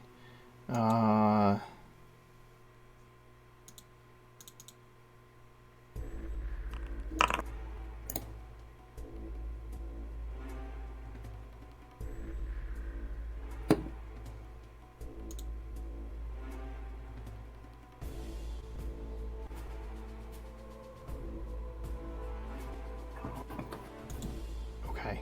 Everything around you needs to make... Everything within 30 feet of you needs to make a DC what wisdom save? 15.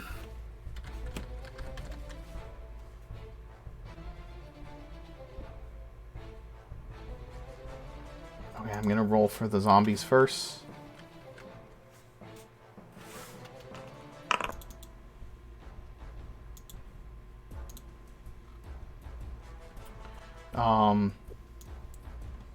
This one is going to save. I will mark the ones that don't.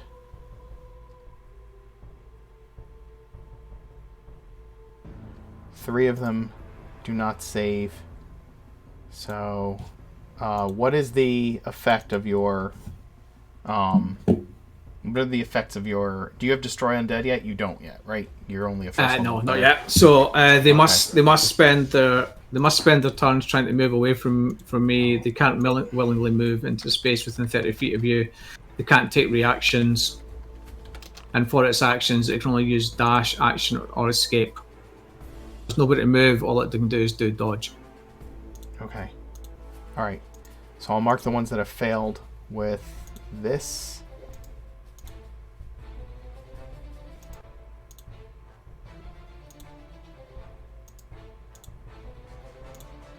Those fail.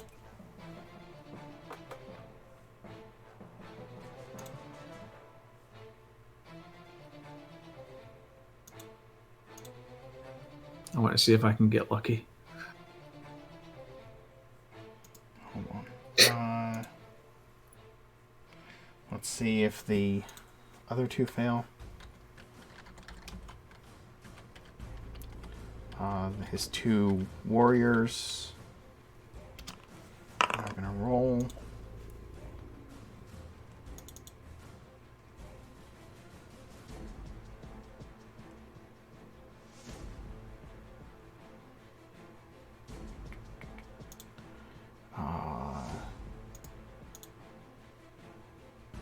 This one fails.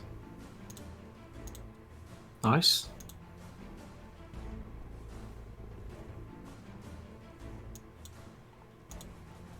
And then the Mummy Lord. Go and roll at one. Oh wait, I need to double check something.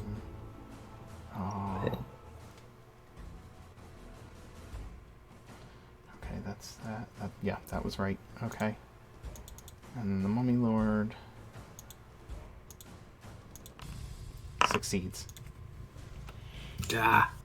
Worth a try. Is that the end of your turn? I mean, that's half the forces in the bubble. That's a pretty good roll. Yep.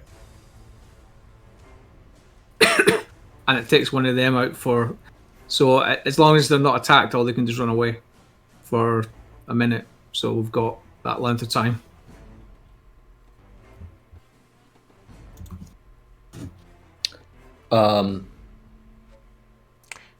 After Merrick's turn, it is going to use...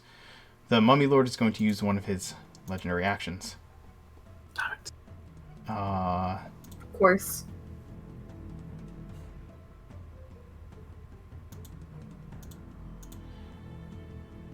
He is going to...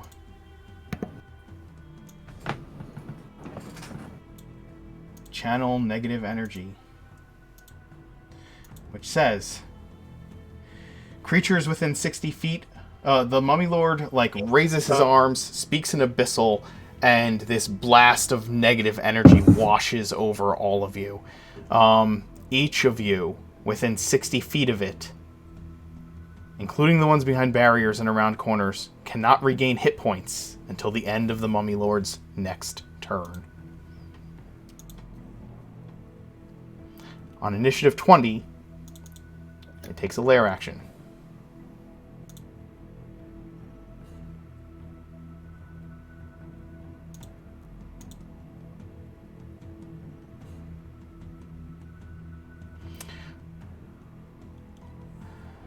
The negative energy seems to waft in the room, not dissipating.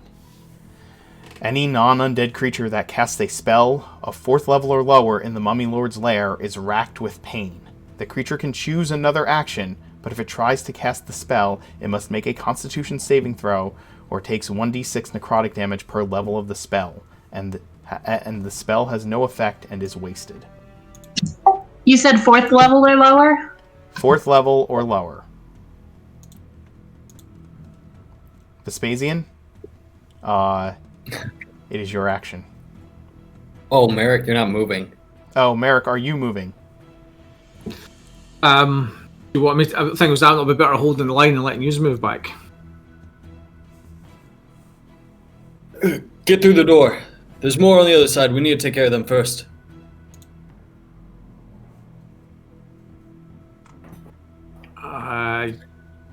I will get We one. can't I get guess one back. Question, Merrick. Who did you cast the healing word on? Nethy. Okay. Nethy, you got those hit points back? I just want to make sure that you applied them.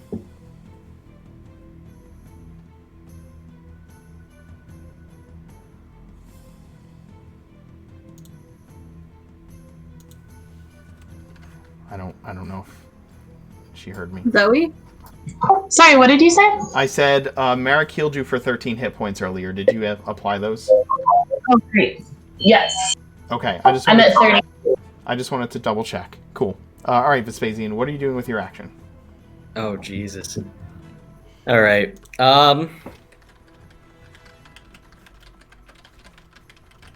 you not moving, Merrick? We decided you're not moving?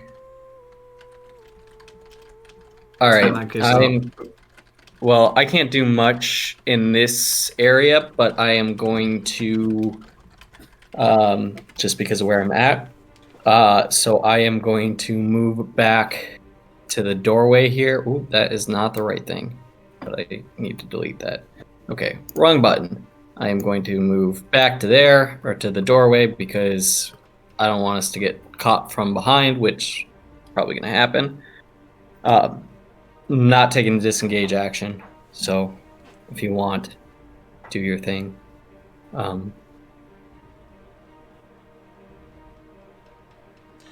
Mark? Okay. Not taking disengage action. I am going to have this dude... maybe give Debbie an opportunity to get out of there.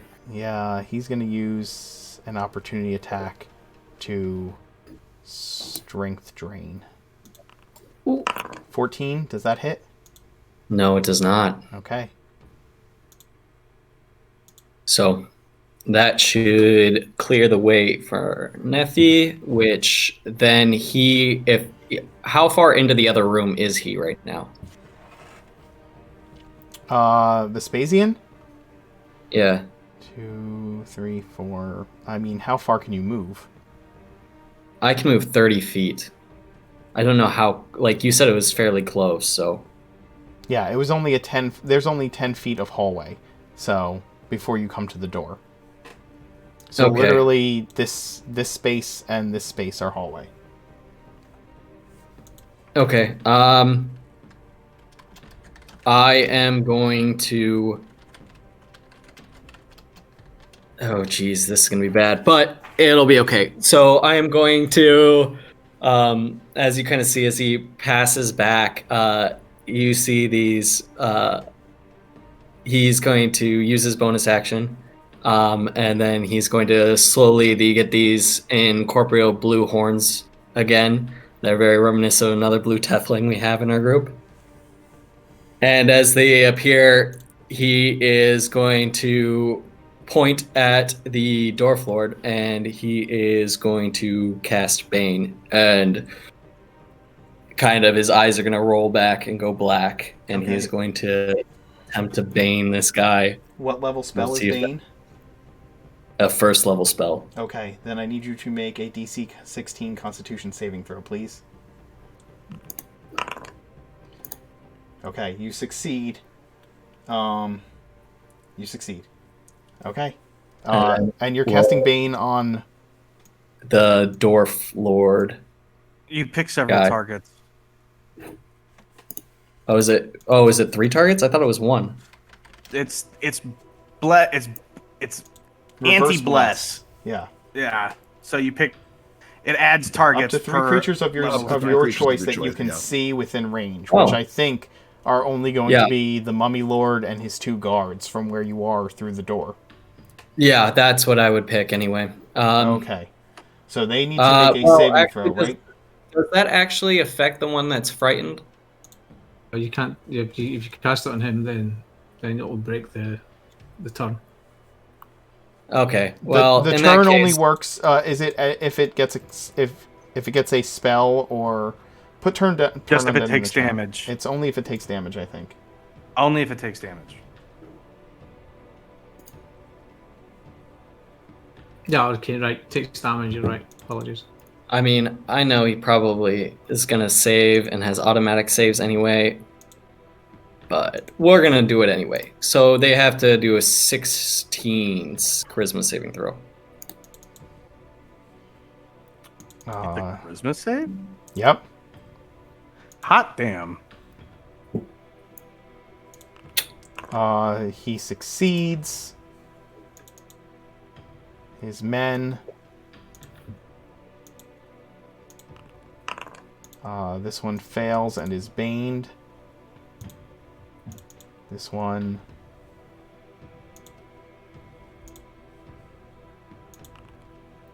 What is the DC? 16. Okay, this one fails as well.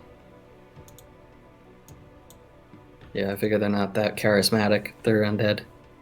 That'd be the thought.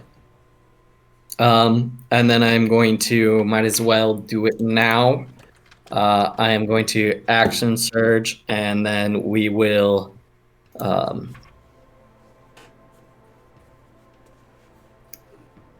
If we're going through this door, actually, I'm gonna. Do I see any mummies on the other side when I've gone through this door?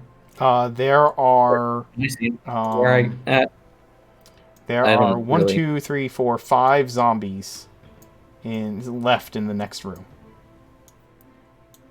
Oh shit! So All right. it's not just 4. I deleted the ones that moved into the other room. There are 5 left. Ah, okay. I've deleted Okay, everything well- on that map that I moved into the next room so that I had an accurate Okay. count of everything. Yeah. All right. Well, I am going to. I'm just gonna action surge. I'm gonna take care of the one that is the. I'm gonna just shoot the door floor because he needs to You're put gonna a shoot little the bit door of damage. forward. Okay. Do you have sharpshooter? I'm assuming. Yes, you do. I Yeah. know that. Okay. Mhm. All right. Yeah. You're action surging. You get 2 attacks. Are you using your bonus action to samurai? To fighting spirit?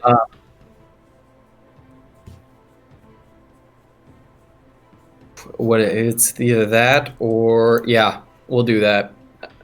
Ooh, this is a tough one. You know what? No, we're not gonna do it. We're gonna see what he's got because I'm gonna use my action. I'm gonna use my bonus action already to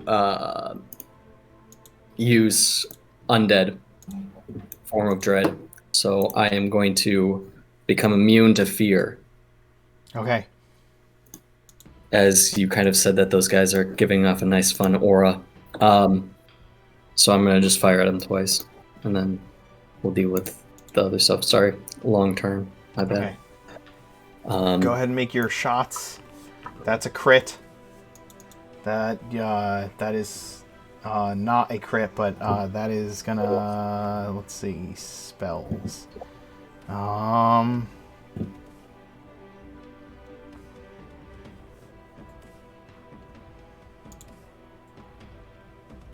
Ignore me real quick. I'm rolling because none of the rolls, the foundry. So I'm just gonna see if my.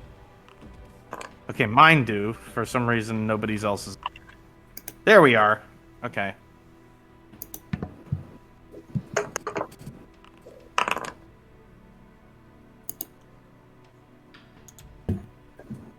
Oh, that's not doing. For some reason, it's not doing my. I was trying to do a critical, so I guess I'll That's just do it. okay. It's a crit, right? Did you take the -5? I don't. Yeah, remember. I'm taking the -5 on all of them, but I think crits are still crits because it gets minus Crits. after the crit. Crits are still crits, yes. So what is your? It's a D8 of damage, right? So, it is going to be 8 plus 6, so that's going to be 14 plus 10, 24 plus 1, 25. So 25 damage on the first hit. Oh, that should have been the first one. Jesus. Again, going all over the place. Yeah, and then another 20 damage on the second hit. I think, right? Yeah. Yeah. Vespasian, are you rolling in private? Yeah. For some reason, it's got it on that, but don't worry Yeah, about I don't it. know why it's rolling in private, but I can see it. I can change it. Yeah, no, I was just like, what? Because I was sitting here like, is my Foundry fucking up? Because I can't see his rolls. There you go. It should be fixed now.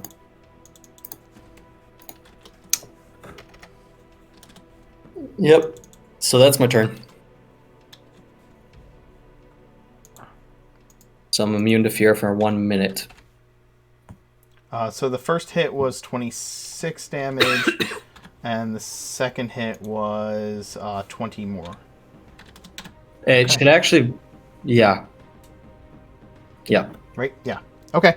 Yeah. At the should- end of your turn, it's going to use another of its legendary actions.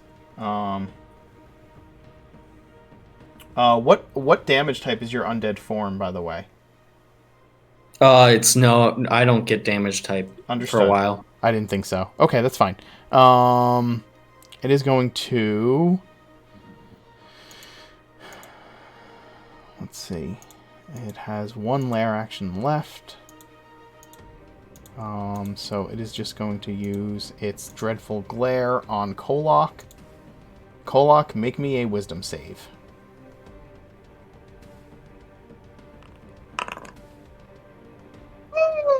Wow. Fuck you, Mummy Lord. All right. Exactly.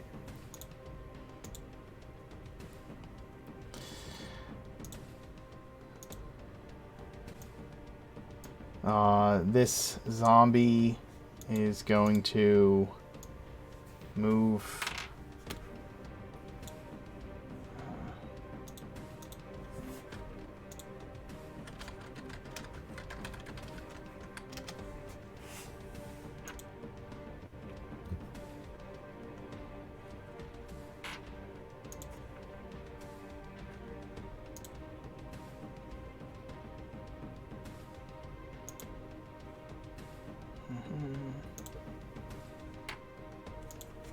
Give me a second. Because the movement speeds are not correct in this goddamn thing. Okay, it does have 30 feet of movement. Alright. So it's going to move here.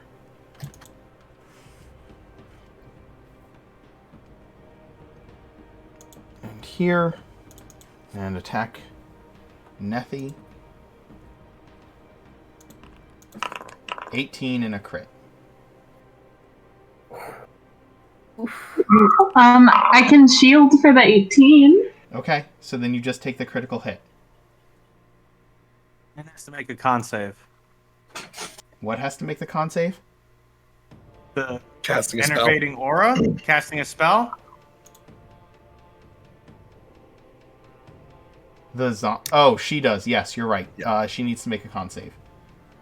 Pretty sure which- 25 makes it. Okay, so 25 will make it. 25. Yeah, 25's gonna do it. I thought you were saying the zombie needs to make a con save, and I'm like, what? Why? How much damage do I take from the crit? You are going to take... a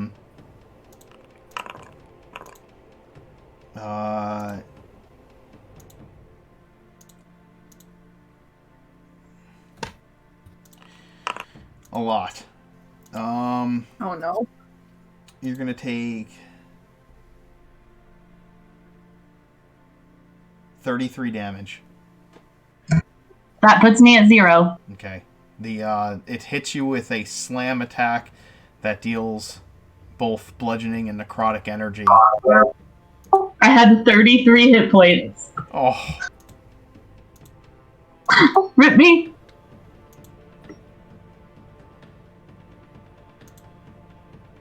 this creature is still under the effects of Merrick's turning, so it is going to try and run as far as it can, which part of this bridge is broken up, so I should probably put something down to show that. This part of the bridge... With any luck, I'll step on it, fall in the lava, and die. I think no, because it will not. It won't do that. right? It'll move as far as it can, and then it can use its action to take the dodge action if it can't move any further. Yep. So it's going to move here. Kolak, you can make an attack of opportunity if you so choose.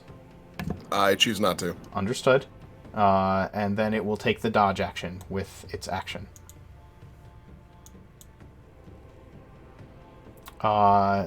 Talus, I forgot to do this for the Vespasian, but Talus, 2 wisdom saves, please.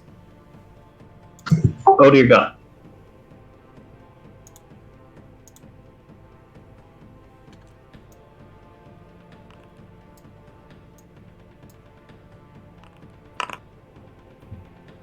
Ooh. I'm not wise.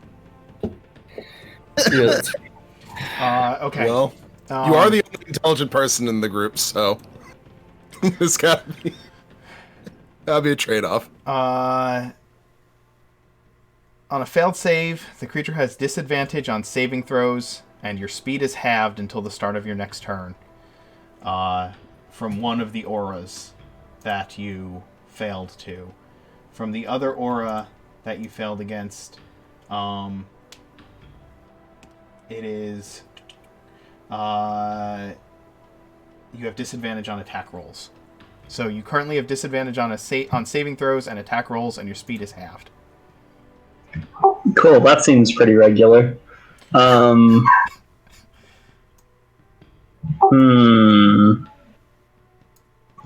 Talus is going to step back a little bit. Okay, Just take a step back. that's fine. In life. That's Gonna pick Nethy up before you go? it's a couple nice steps back. Well, he's gonna what? What'd you ask? Is he gonna pick Nethy up before you go? Oh yeah, can you grab Nethy? That'd be great. Well, his speed is halved. If he grabs Nethy, he can move a 5-foot space. Ooh, never mind. Okay. Well, no, I can do that, I guess. So you would be here still, and Nethy would be here. Okay. And Talus is going to yell to Kolak, get back! I have one thing I can still do, but you must get back! And he is going to, ready an action for when Kolak just steps a little bit away from that mummy lord.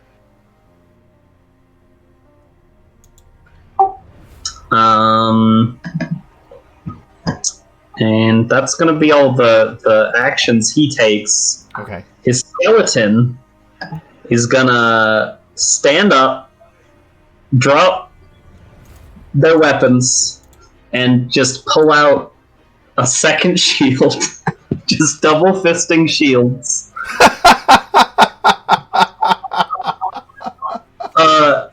And it's just going to do its best to keep Talus alive. Oh, good Just lord. like trying to it's like trying to block a shot in basketball or something. But it's magical blasts of energy, and it's just a skeleton with some shields. So probably not very effective, but they're doing their best. Hey, if it's standing in the doorway with a couple of shields, you have some cover inside the door. Yeah, exactly. Kolak. So yeah. No, I was just gonna say that was my deal. Okay. Kolak, 2 wisdom saves, please. Yeah. You have disadvantage on saving throws, and but you are fine on attack rolls. Okay. Your speed is also halved, so 20 feet of movement instead of 40 for now. Gotcha. I don't think you're moving anywhere though. Well, I will take one step, Okay, because Talus told me to. understood. We're going over here. Okay, the Mummy Lord will take an attack of opportunity. Okay. It'll take the attack.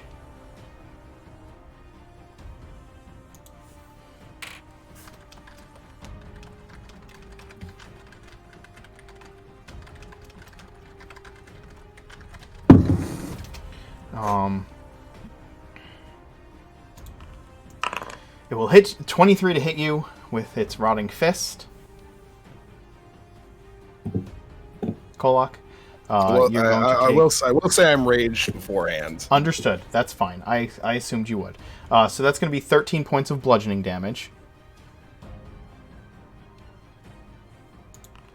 And 21 points of necrotic damage. Super. I need you to make a DC 16 Constitution saving throw. You succeed. You have disadvantage, remember. That's for strength saving throws. You have disadvantage on that's all saving saving throws. Yep. Ugh. Okay. You have mummy rot. You are cursed. Well, that's great. All right, so Okay. here we're going to go ahead and start attacking this guy. Wait, before, so I was holding my action until you stepped back. Mhm. So can I use my fancy little spell? You can. What are you casting? And what level is it? I'm going to cast Confusion, and I'm using a 5th level spell slot. Understood. Can you plop it in the chat, please? It's time for some wisdom saving throws. Wisdom saves. Understood. And 2 of them have disadvantage, or not disadvantage, but a negative D4. Minus D4, yeah. Minus a D4, right.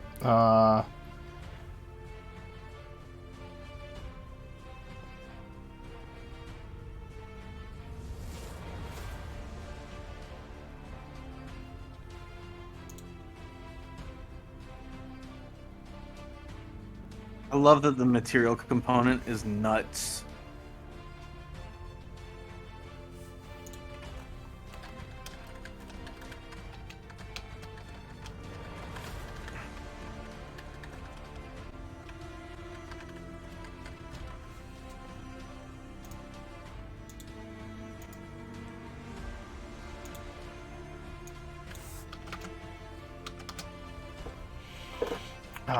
Okay.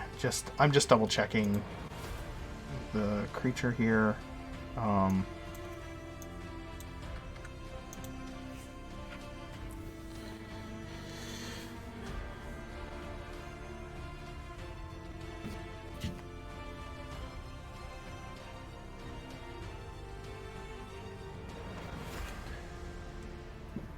spell assaults and twists creature's mind, spawning delusions and provoking uncontrolled action. Each creature in a 10-foot radius sphere centered on a point you choose within range must succeed on a wisdom saving throw when you cast this spell or be affected by it. Okay. So all of these, the 2 of them have disadvantage, have minus 1d4. So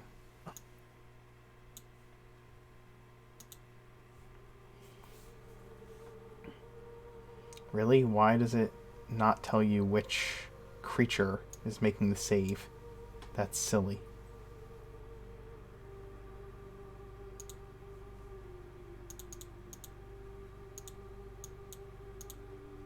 Okay.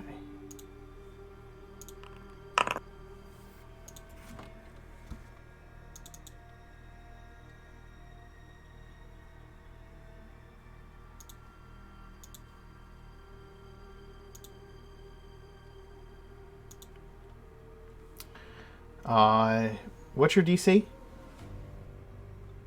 Let me double check that for you, actually. Yeah, because it doesn't say the DC here, so... DC 17, right? Your charisma's 20. Yes. Alright, DC 17. DC. Okay. This one is going to fail. So it is confused. The amount of modifiers.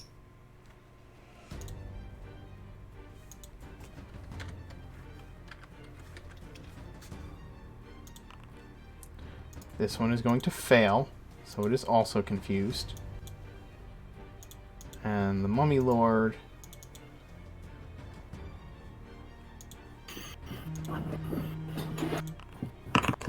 is going to succeed. Fuck. The zombie, To be fair, he might have legendary resistances, so we gotta burn through him eventually. It's true. is going to fail, so it is also confused. There you go. I count this as a victory. That is victory, honestly. And then that's also victory. Did you hit the Mummy Lord before you moved Coatlocker He afterwards? didn't. He moved first, but he has a 10-foot reach. Yeah. Ah, of course. Okay. Does the 16 hit? The Mummy Lord? Yeah. No. The 16 does not hit. Okay. All right. Fair enough. The crit will. So that's going to be 20 slashing damage and 13 fire damage. Did you activate the sword, the glaive? Because I thought I you never raged. deactivated it. What's that? I never deactivated it. True, you didn't. Okay, 13. That's going to be 13 fire damage. Yep. Okay. Because I Is that did, the I crit did damage? activate it when you were not here. So, yes. Okay. So yeah. Does that get increased by the crit? No. No, The 46 is the increase. It's usually. Wait, no, I'm sorry. Ah, okay. So because of the way that we do crit, it would actually be 12 plus 5, so 17. It would be Fire all damage. right. So how much more? It would have been It would have been 4 more extra. 4 more damage. Okay. That is not what I wanted to do. Thank you. Okay, there. This thing is... the fire seems to burn away at it more than you would anticipate. Guess who's going in the lava? So this creature needs to roll on the confusion check.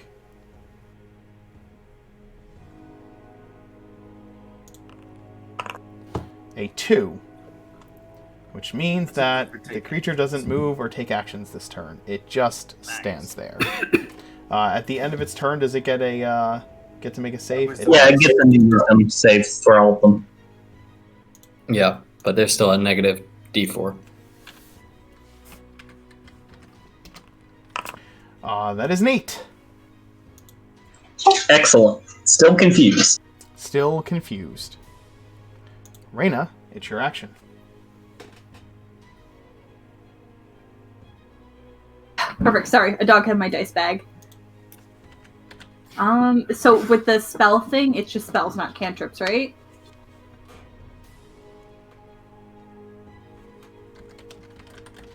The spell thing is any... Cantrips are still spells. So, yeah, blast... the negative energy is... Wait. Until initiative count 20. But if it tries to cast this... any non-undead creature that tries to cast a spell of 4th level or lower in the Mummy Lord's lair is racked with pain. A cantrip is a spell lower than 4th level. Okay, cool.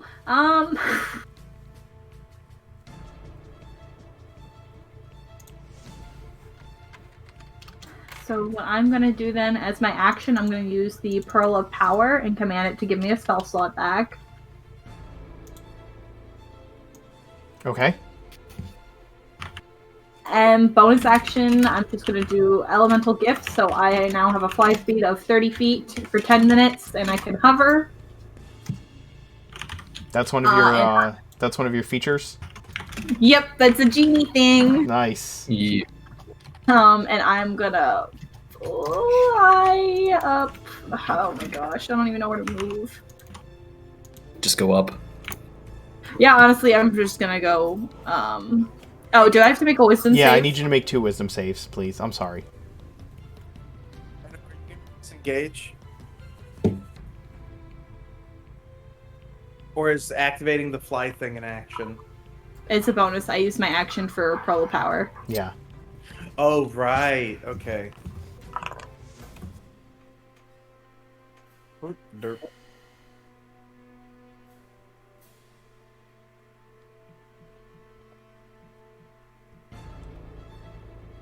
And I believe the 13 does not make it.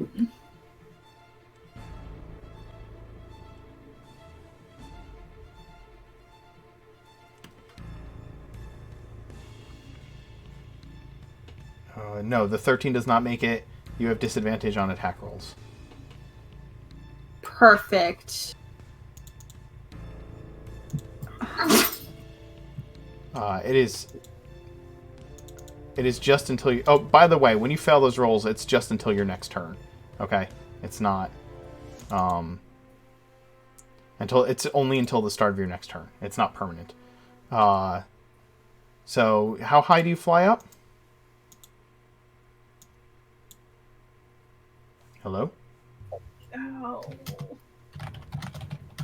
Where are you flying to? Even if I fly up, the thing's gonna... Is he gonna get an attack of opportunity on me? Yes, the one zombie will get an attack of opportunity against you. Oh my god, I'm one hit from dying, so I'm just... I gotta do it. I'm gonna let him have the attack of opportunity, and I'm gonna fly over Nethy and go over next to Talus. Okay, he's gonna take the attack. 19 to hit. Yeah, that hits. You're gonna take 9 bludgeoning and 5 necrotic. Oh, well, I'm up still, technically, so that's great. Okay, move yourself where you're going. Alright, and how high up?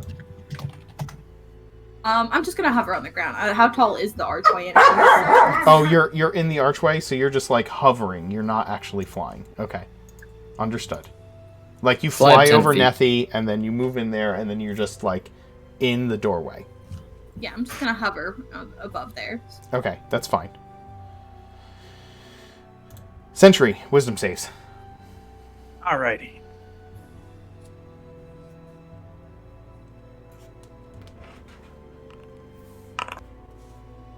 $15 and a 22.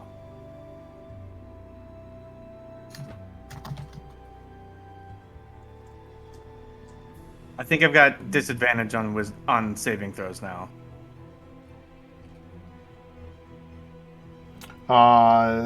Yes, that is correct. Saving throws and your Okay. movement speed is halved. Alright, so using half of my halved movement speed, because I have to get up. Yes, so you have 5 feet more of movement. Hooray. Well, bonus action, this guy's getting pushed into the lava. Okay, use your shield to make the attack. Is it just, like, unarmed strike strats, or what? It is a Oh, shove it's attack. athletics. Yeah, it's athletics. I've got advantage, because Merrick and I are both next to it, and the eagle thing is awesome. Yes, because Merrick is next to you, you have advantage. 27. Alright.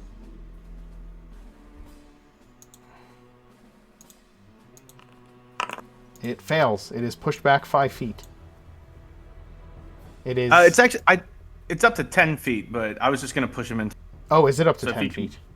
It is up to 10-foot shove. Okay, then he falls back 10 feet. Or which way are you pushing him? Here. Okay. He falls into the lava below. Okay.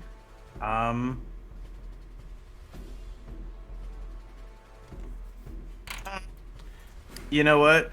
We're gonna go ahead and move that 5 feet, and I'm gonna booming blade him.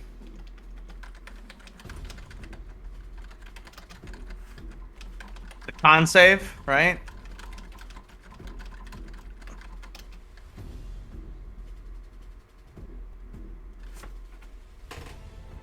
Mark? I'm sorry. I'm in between notes. Okay. Oh, no worries. He falls. So it's a con save to cast a spell, right? It is a con save to cast a spell. This guy falls 24. into the lava. He's gone. Oh, he's dead. Yes, Never mind. Then. he falls down into the lava. Yeah, he's gone. Got it. Okay. Can I use that instead to cast Maximilian's Treacherous Whipblade on this one?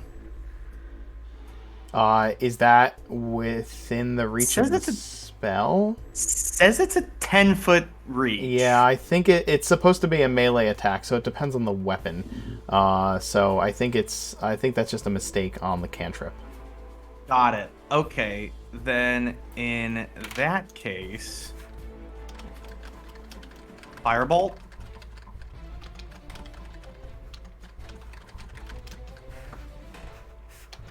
Yep. That sucker burns. Burn him. Firebolt. It needs to make a. You have to make a con save, which you did. It is going to make 21 to hit. That is going to hit.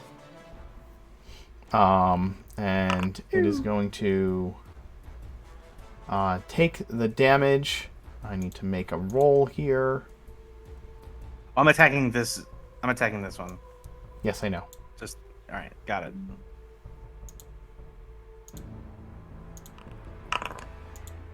Okay.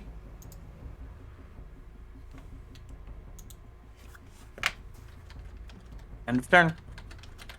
That's all I got. Getting taken down to 5 feet of movement's a bitch. Okay.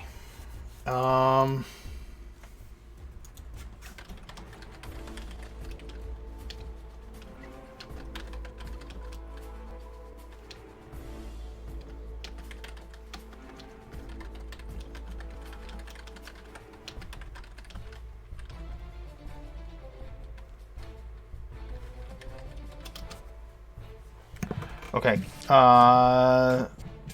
Nethy, I need a death save from you, please.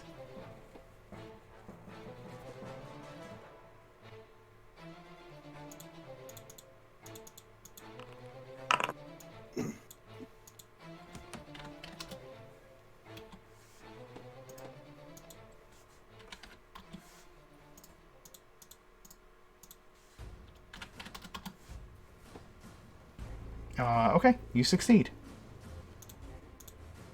This zombie is both frightened and confused. I will roll a d10 on the confusion first. It does nothing. This zombie is going to move.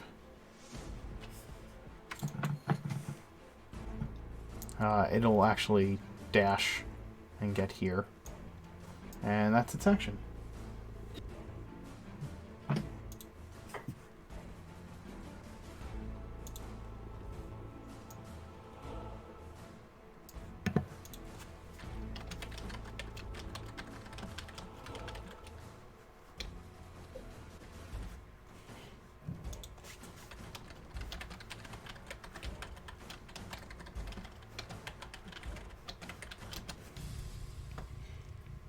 All right.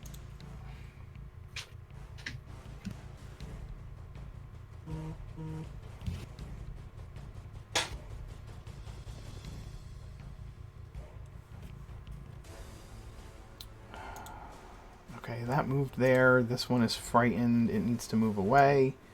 So it's going to move away by the most direct route.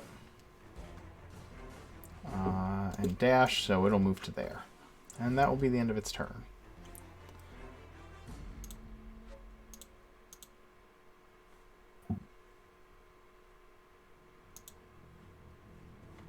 This zombie is going to move here and attack.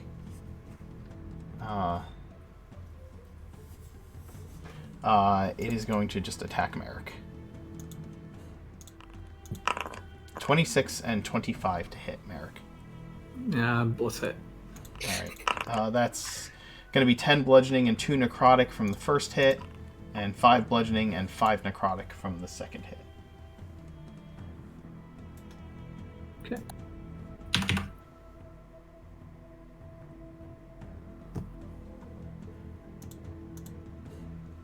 The Mummy Lord survives long enough to get a turn. And it is going to cast... I think it's going to cast a spell.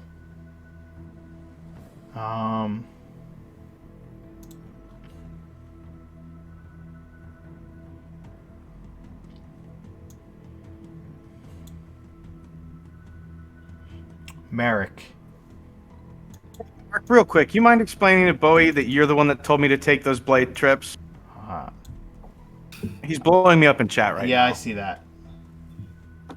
Yeah. I had said that they were homebrew trips for the Orden setting. I didn't discuss it with you or Maximilian, which I probably should have because they are your homebrew cantrips. So don't freak out on Chris. You can freak out on me. We can have a conversation later about the validity of people not knowing your character or Maximilian's character and whether or not they could have those cantrips. But that's on me, not on Chris. So, yeah.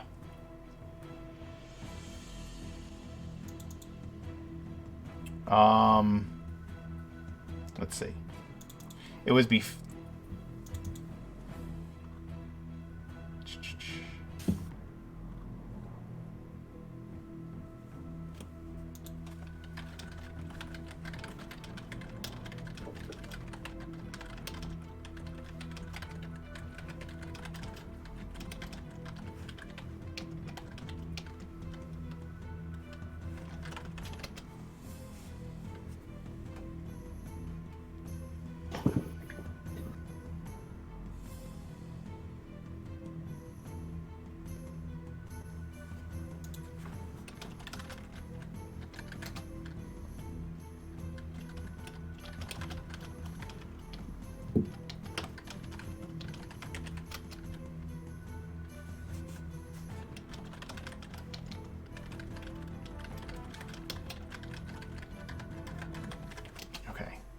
I'm just trying to figure out what I want to do with this dude.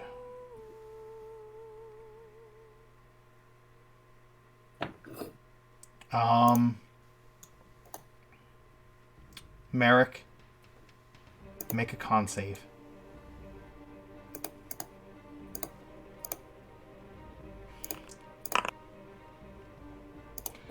What does Bardic Inspiration give me?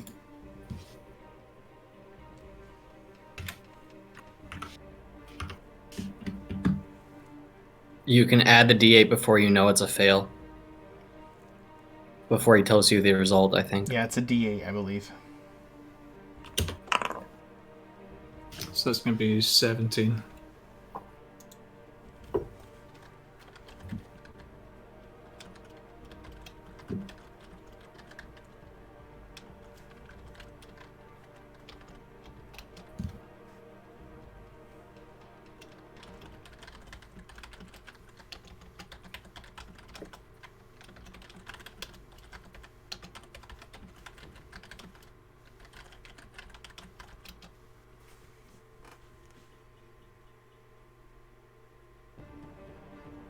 Okay.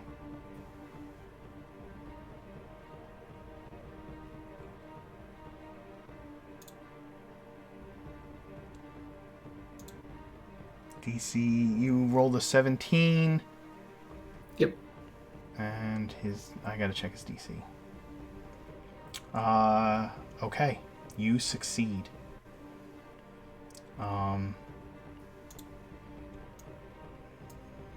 He is... That is the end of his turn. He's not going to try and move. Merrick, it is your action. Oh, joy.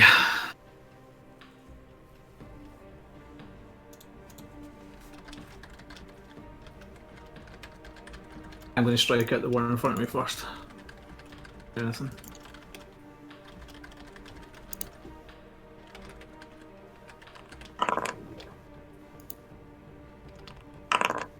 (15 and 17) on the zombie.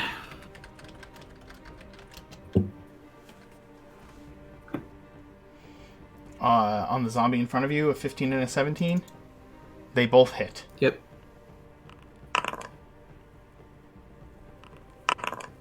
Points of damage. Okay. The zombie is still standing. It is... it takes both swipes from your scimitar.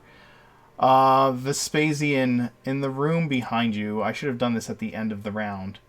Yeah, I was wondering. Are you back in the room? I'm as close to going, like, I'm close enough to see what the activity is. Like, I'm trying to get to a point where I can see both happening at the same time. So are you in the doorway and not backed all the way into the room, but in the doorway? Yeah, I'm basically where I can tell if there's movement in the room, like what's going on Okay. with the zombie. They're all going to like dash to get to you. So they all have to dash to get to you. Okay, are they doing it right now, or do I get to do They it? would have done it they would have done it during your like at the end of last round. Okay, when all the others already started. Go ahead and. I don't think you can run 2 screens at once, but go ahead and. I'm moving them on the other screen. They can't even reach you with a dash. Just so you're aware. Okay. Okay. They are getting. They will not be near you until next round. Okay. All right.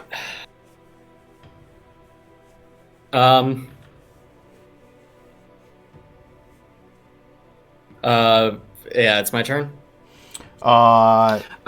After I'm going to try you can try and cast Healing Word on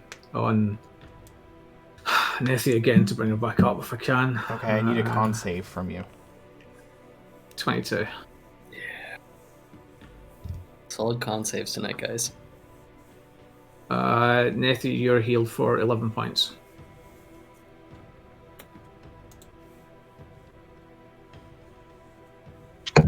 I'm back, baby. Okay, cool. At the end of your turn,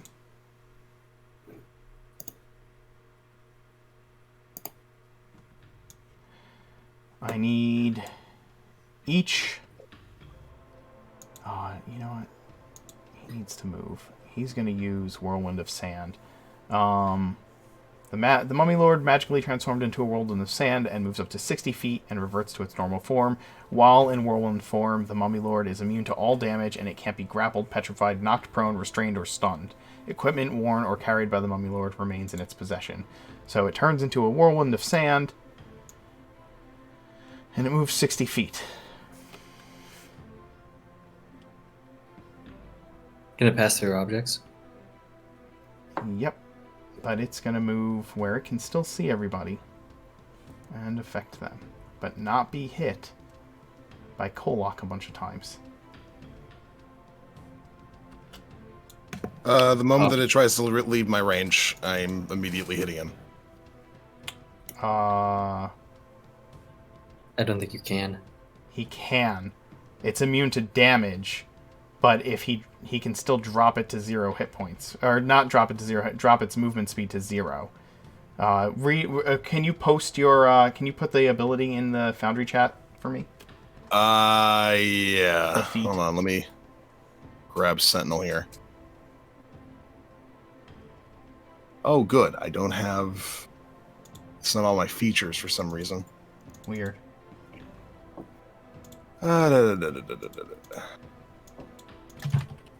It's, Feat, Sentinel. Creatures provoke attacks of opportunities. Disengage action when a creature within. When you hit a creature with an opportunity attack, the creature's speed becomes 0 for the rest of the turn. So just hitting alone will do it. Damage not necessary. Damage not necessary. 18.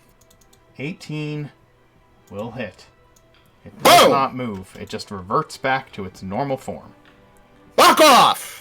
You're staying right there! Merrick, or Vespasian, it's your action. And they're moving toward me? Oh god. Alright. Well, Vespasian's gonna look at the thing. He's gonna look down. He's gonna see this big, long blue, kind of twisted dragon horn that he was gifted, and he's gonna well, I hope this is worth it. And he is just gonna blow into it. Nice.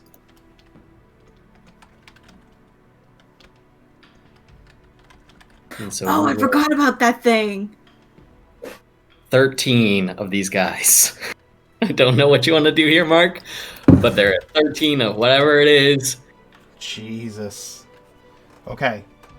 Time to even nod.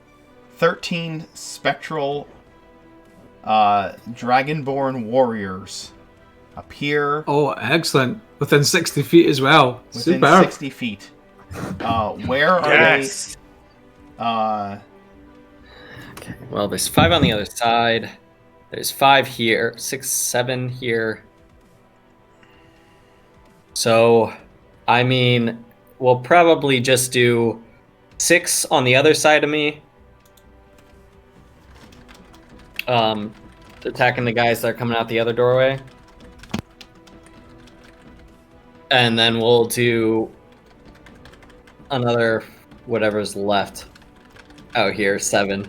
So one on each guy here. Okay, so one on each guy here. I'm just with the I'm just gonna use exception the of- berserkers because I'm not going to go searching through for. Yeah, no, that's anything fine. for now. With the exception of none of them are going to be within. None of them are going to be touching the Mummy Lord for the most part. They're going to start teaming up, and we're just going to decide that we're going to not care too much about the fear thing right now because honestly, at this point, we're just gonna probably do as many as I can fit around the ones that are non-feared, and then we're gonna start pushing them around the ones that are close to being. 3, 4, And then pull up some berserker stats. 5. How many? So how many do you have on this side? One on each of them. 7 on this side. We're gonna do 6. 6 on the other side, 7. and then they'll just come on over because they're incorporeal. So they'll walk through some things. Is the thought. 2, 3, 4, 5, 6. And then I'm just gonna start doing some command and control stuff. Okay. You've got berserkers on both screens fighting these guys. Yeah, I guess. Where are they? Okay. So yeah, except for the one that's next to the Mummy Lord here, we're gonna put him like back this way, so that way he's outside of the. Or I guess maybe does he have to be on a surface? I don't know if these guys are incorporeal or not. How this works.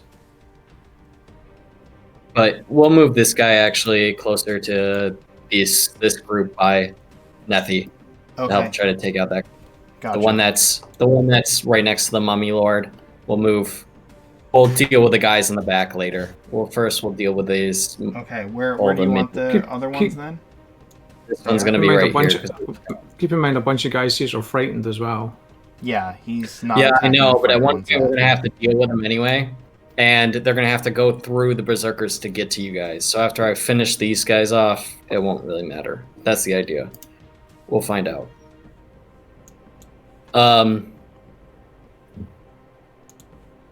All right. So do you want me to just do all the stuff now?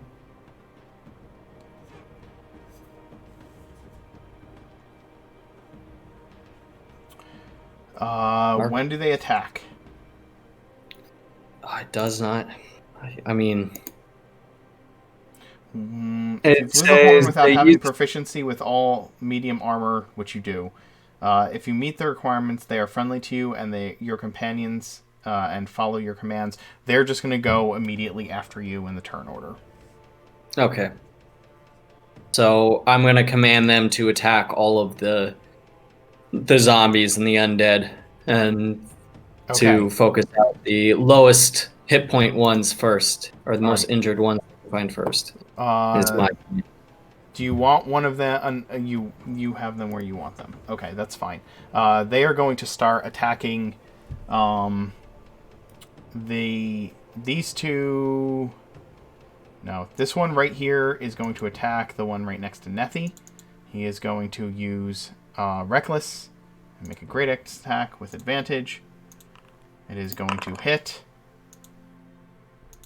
and deal 12 damage to the zombie. The rest of those 3 are going to make attacks on the zombie in between all of them. They get 3 attacks, all with advantage. 1, 2, 3. They all hit. So that's going to be... that's going to be 3d12 plus 9. 27 damage to that zombie total. Do you want this guy to hit the confused, scared zombie? Yeah, they're all gonna start attacking.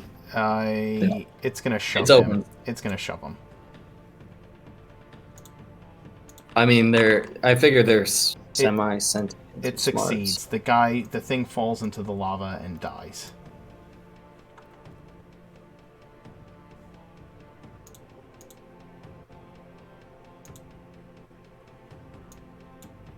Sorry to slow everyone's turns down. No, you're fine. This is probably I think this is necessary for you. okay. With 5 zombies that are back. Yeah, but you've got 6 berserkers to keep them busy. Yeah, I'm not going to be rolling attacks and stuff for the ones on your back. I will just deal with that later. If they get past them, they get past them. I will figure that out. I think that's all the zombies in this, or all the. Oh, this guy's going to push this one too. Strength, ability check, normal. It's going to fail. He's not going to push him. That doesn't do anything though, because it has to deal damage to break the scared, right? To break the fear? Yes. Yep.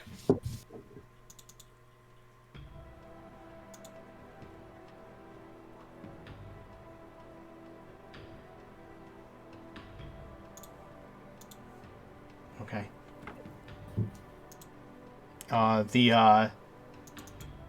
The Mummy Lord is going to use his legendary action to Dreadful Glare at Merrick.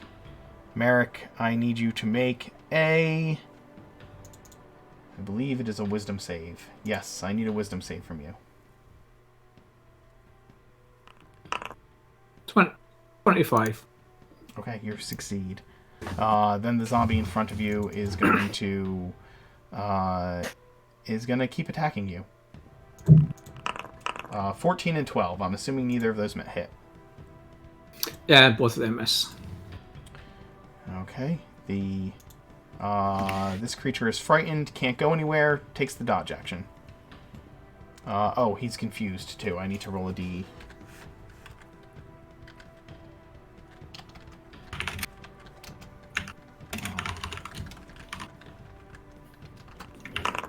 He does nothing on his turn.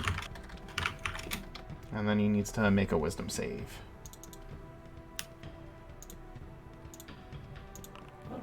$15. That doesn't succeed, correct? He's still scared, confused? Yep, 17. Yes. Okay. Talus, it's your action. Wisdom saves, please, at the start of your turn. I've been forgetting that.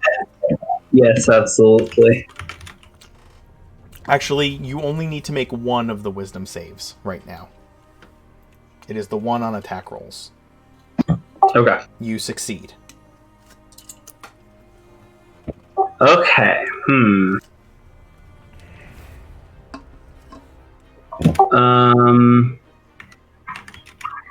Let's see. What does Talus want to do? So is that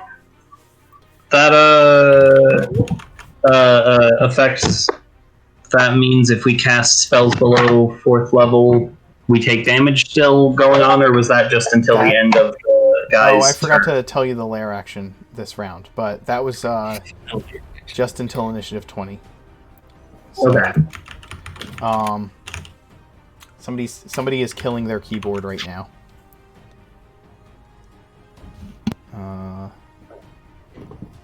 Let's see. Mummy Lord. Lair actions. Oh,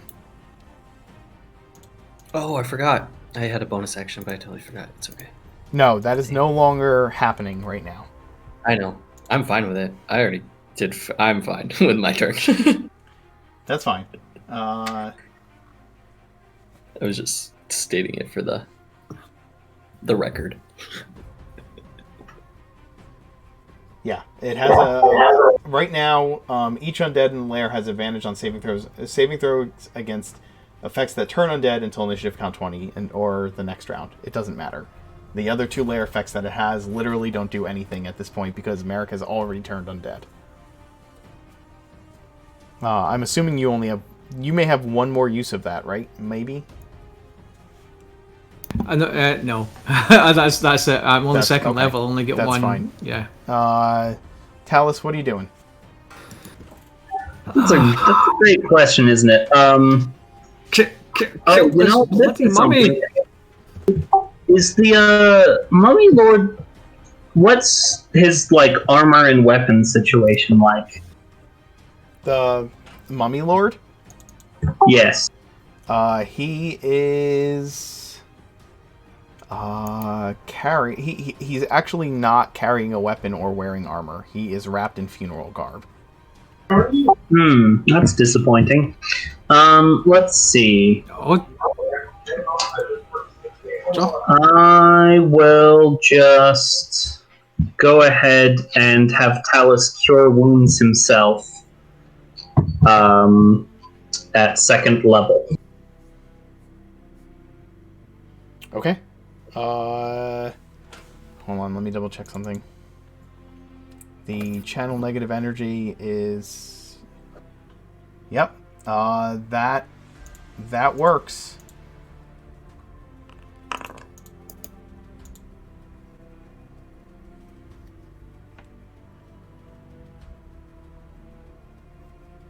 Okay, and bonus action, Talus is going to summon his friendly little skeleton hand again by expending a Bardic Inspiration. Oh wait, no he's not, because that's concentration. Instead, he's just going to give Bardic Inspiration to Kolak. I will take that Bardic Inspiration. And that will be his turn.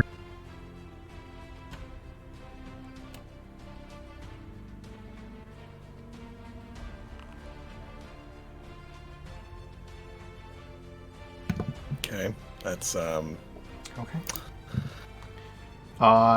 You are within the effect of just the one aura, so you have disadvantage on attack rolls right now, Kolak. Yep. Wait, no, I saved from that one, didn't I? Last time. You are. You're right. You're immune for the next 24 hours, so you're fine. The other aura, I think, still affects me, though. Yes. So still disadvantage on saving throws. Correct. Disadvantage on and saving half speed. throws. Okay. Let's keep focus firing on that Mummy Lord, shall we? Fuck. remember, you've got a Bardic Inspiration you could use. That's true. Boom. So 20. Boom. Good shit, good shit.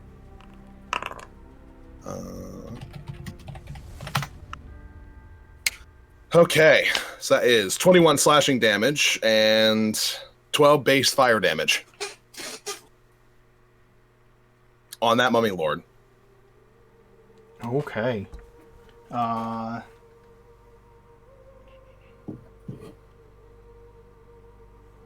so 11. The first attack hit, the second attack misses. You know that, right? Yeah, Bardic Inspiration made that a 20. Yes, I see that. Okay, I'm sorry. So both hit.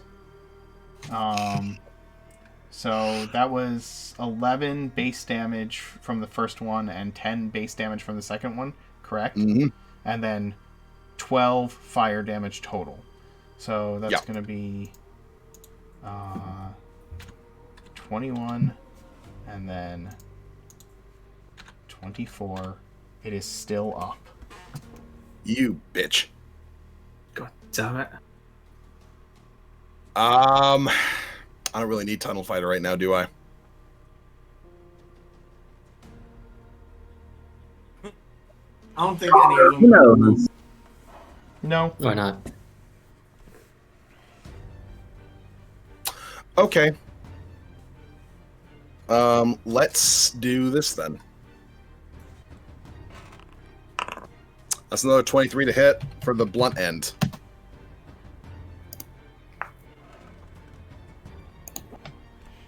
That'll hit.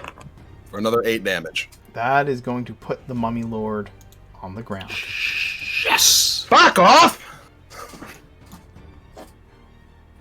He got to kill it? Damn it. Slash, spin, jam that thing, jam the blunt end straight through its eye socket, out through the other end of its head before tearing it out and letting him drop. When the Mummy Lord falls, the skeletons and the zombies under its control collapse. Some falling into the lava, some falling onto the ground, lying still as corpses.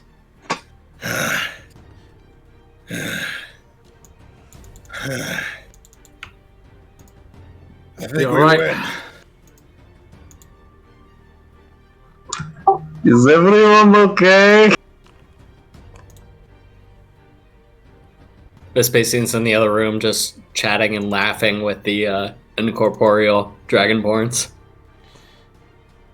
Slowly, as you begin to catch your breath and look around at what you have accomplished, things begin to change around the room. Is Nethy still down? No. Yeah. No, I cast. She got I healing word by before the battle ended. Ooh, She got healing word. She got healing worded. look Okay. at you having alternate maps for this. The Ooh. green, necrotically infused flames begin to return to their normal, fiery, molten color. Talus does look a little Yes. disappointed. I think it looks better this way.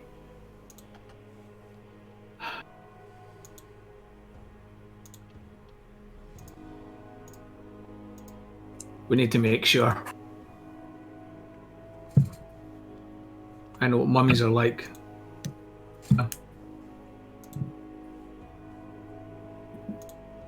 Okay, well, do you know how to make them stay dead? Talus is Oh, I gonna want to go make sure. over towards the Mummy Lord. Okay.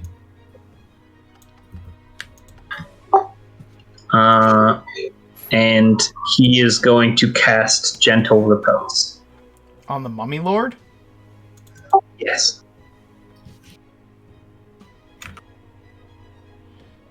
Okay.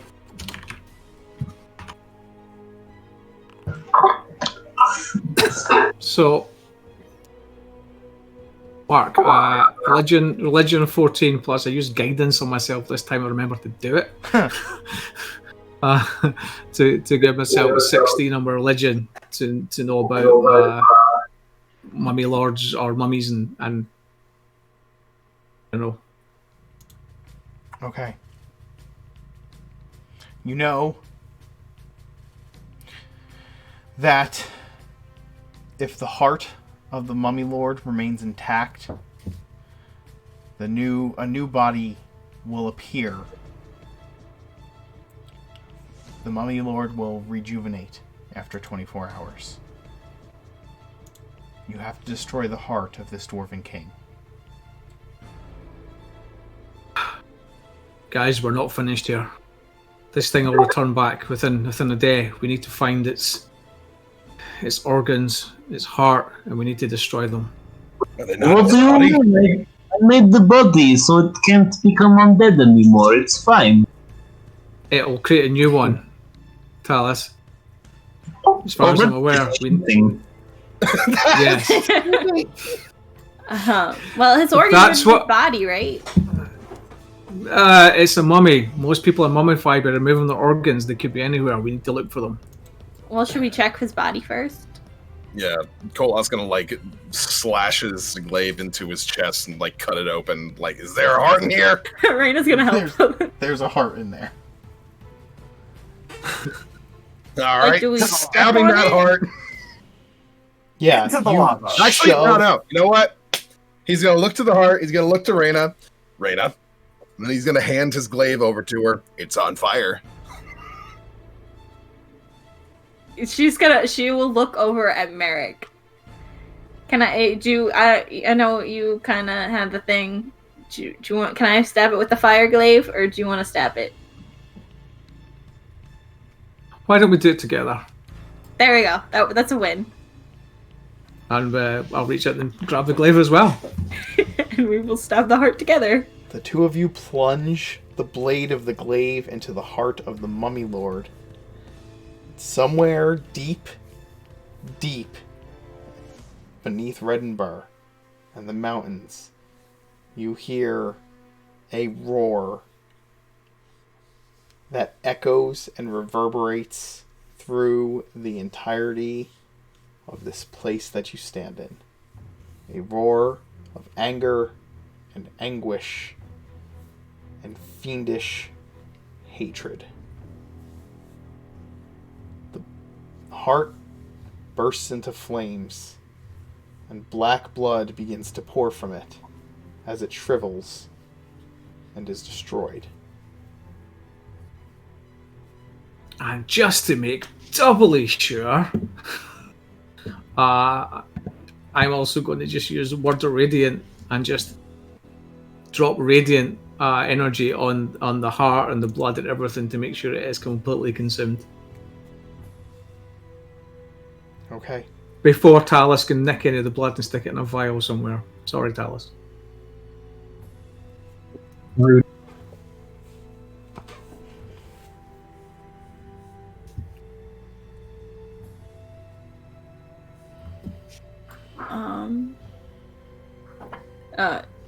Question mark. Would, if I had asked Corin to sign my book, would he have signed the book if I asked him, telling him that I can tell him when we destroy the Mummy Lord?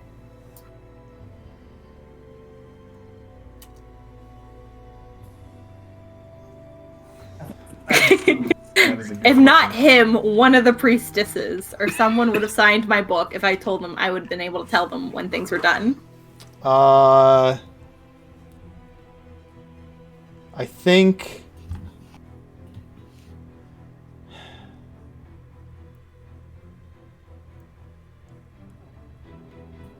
Orica would have done it. Okay, I will pull out my tome and I will write on a page to her to let her know the Mummy Lord has been destroyed.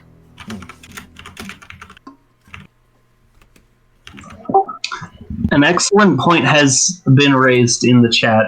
Is there a crown on the body? There is. Talus is making grabby hands at the crown. He's trying to get it. Merrick, can you put the crown on his head? I want to see what happens. Maybe we should check that it's not cursed first. Oh, can I ritually? Oh, well, I'll wait. I can identify it later. But Talus, I think you would look great in a crown. And she will whisper if Vespasian doesn't claim it first. Vespasian is too busy in the other room playing Soldier Boy with his new small army. How long do they last? An hour. Okay, so they're just hanging out. Yeah, I'm just chilling with them. We're talking, congratulating him on a job well done. Are you? Do you speak Draconic? No. They don't speak Common. Then y'all Makes are it playing better. charades. Then y'all are playing charades in the other room. Yes, it is. It is warrior I can charades. just talk to them, they can talk back. You don't Doesn't mean you understand have each to other. understand. Trust me, I'm in a country where, when you're in Europe, it happens all the time. A lot of hand gestures. Lots of Especially hand gestures. You've destroyed the Mummy Lord. What are each of you doing now?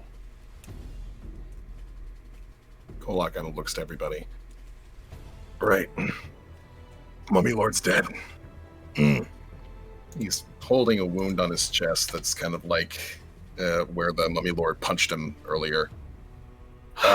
We need to get you back to the priestess. Look, first things first, gotta let the dwarves know that they can come down here now. They might be able to get this forge operational.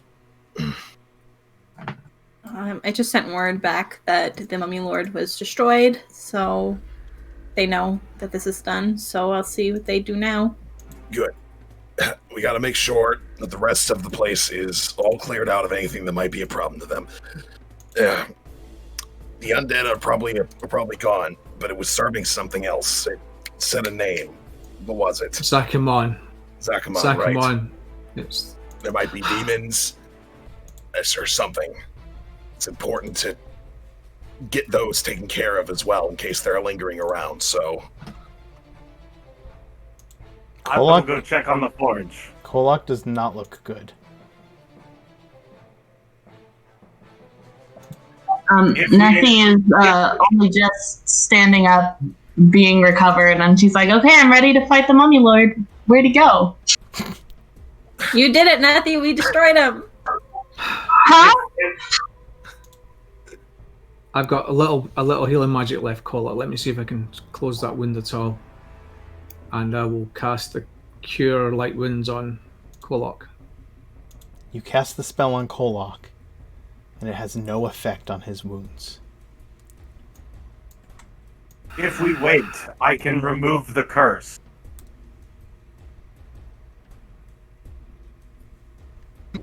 Do we have that much time? Kolok, what is wrong? Nothing. Look, the important thing right now is that we make sure that there's no other lingering entities down here that might screw with the doors when they're trying to work on the forge, right? That's the whole purpose of taking this place. And in this case, for a change, you stay behind me.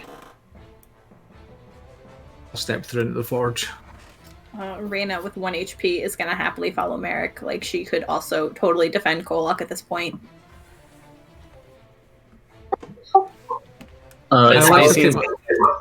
It's gonna kill Reyna. And I will actually take my swords out because I realised during that entire fight, because I wouldn't have had them drawn while we were in the rope trick, that when we fell out, I still hadn't had them drawn. So during this entire fight, oh no, I did draw them. I drew them to fight to hit the skeleton. Sorry, just thinking I hadn't pulled my swords out. Vespasian is going to command the Dragonborns because as much as they still can't understand him, they have to follow his command. So they will go and through a series of hand gestures, understand to search the place for any other foreign entities that might be lurking in corners or anything that is. They're just going to investigate. All 13 are going to start using the investigation. Okay. Of the forge. Okay. They start to comb through the forge to find any undead or demons that may be lingering here. In the meantime, all of it.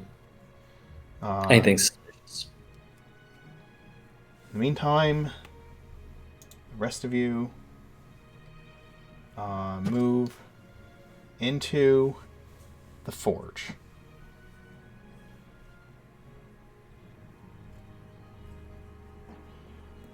Does any of this look familiar? It all looks familiar to you. Although it used to be green. It is broken. There are areas of it that had been intact in the past that are clearly broken, like the room with the bridge. This place is going to take time to be rebuilt. But up on the platform there is a anvil in the center of it. You remember that is where life was brought forth to the Forgeborn and the Nexus.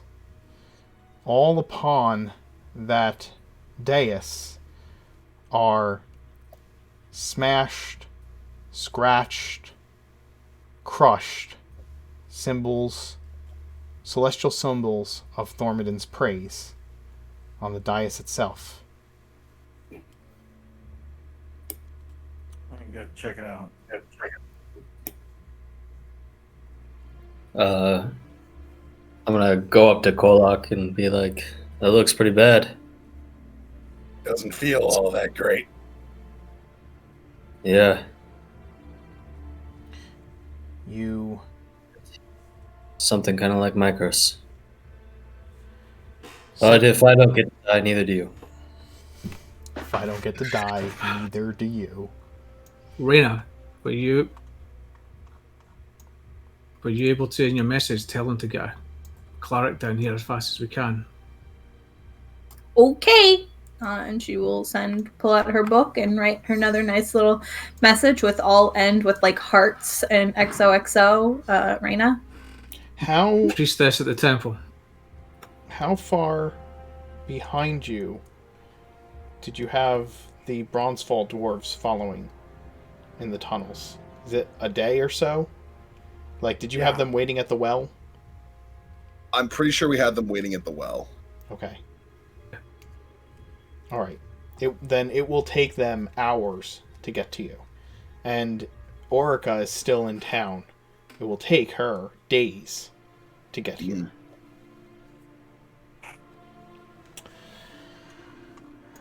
Century, as you approach this holy place, you can sense that it has been defiled. Not that you understand what it means, not that you have any knowledge of that, but but you can see that the symbols of Thormodin have been crushed and destroyed or disfigured. And there is a palpable feeling of evil that was not here in not your memories, but recognition of the piece of the Nexus that is now bonded within you.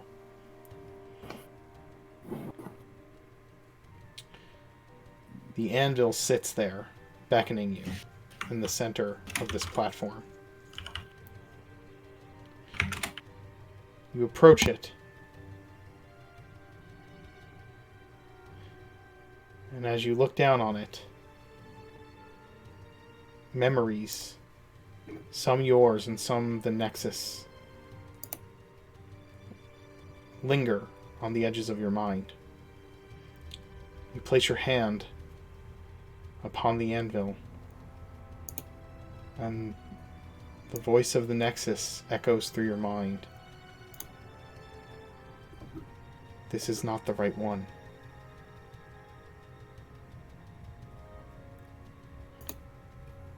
This is not the anvil of Thormodin.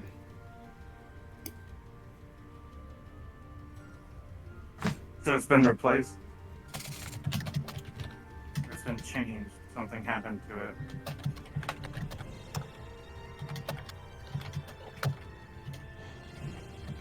We will end our session today here with the revelation that something has been done to this forge, that it is in disrepair, but that it still exists.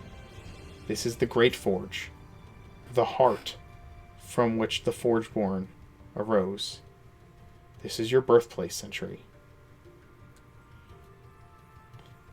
You have reclaimed it with the help of Kolak and the Crushers. Merrick, you have rid Oridon of a great power of undead.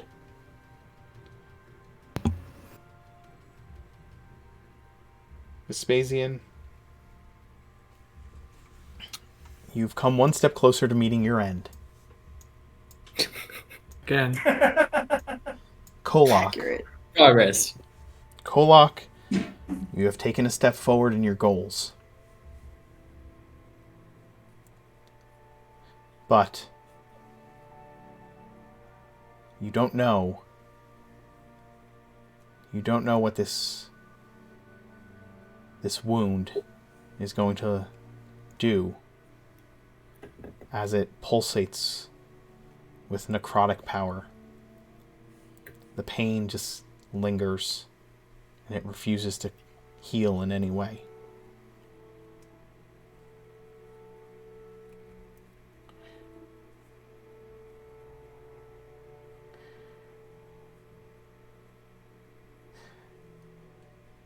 This is my last time DMing for all of you. I think this is a good place to stop for today. You've secured the forge. Your berserkers going through and making sure the place is safe. And the dwarves following shortly behind to reinforce. Orica has been called. I guess you all will find out what happens next time. I hope you've enjoyed playing this campaign with me. I'm going to miss the chaos and throwing things at you that you should not survive. It has been a hell of a ride. We're going to do some favorite moments. I'm going to do something similar to what I did last night. Alex has agreed to take over as the DM. We can talk more about that and what that means after the adventure ends. But yeah. I'm going to ask you one by one. I'll start with Alex, actually. Tell me about your favorite Kolak moment from the campaign and your favorite moment overall from the campaign. Favorite Kolak moment of the campaign, I would say, would be probably him losing his mind after his first dream with Morrigan. Because to me, that was kind of a defining moment of what it meant for Kolak to be what he is. We did not explore terribly much the nature of Kolak's curse, other than that's how his rage manifests. But the fact that like visions of war and things along those lines can help trigger it, and he becomes not just like a beast. It's not that his intelligence leaves him entirely or anything along those lines. It's that he just can't help but want to just commit violent acts on anything that's around him. And that it scared everybody in the party a little bit. Granted, he didn't end up attacking any of them. He mostly just tore the ever-loving hell out of a tree, as well as set a field on fire. But it was enough to know that he's not the stable leader that he looks at himself as. He's not this... he's not somebody who you can like rely on consistently to be able to have his shit together, in spite of the fact that he normally is like a fairly like strangely emotionally mature person. Things like fighting and things like visions of war and even just speaking to Morrigan at times, there's a lot of things which can trigger his curse and make him a beast that should scare even people that think that they're safe around him. But there's the fact that he attacked the tree instead of them, which was instinctual on his part, because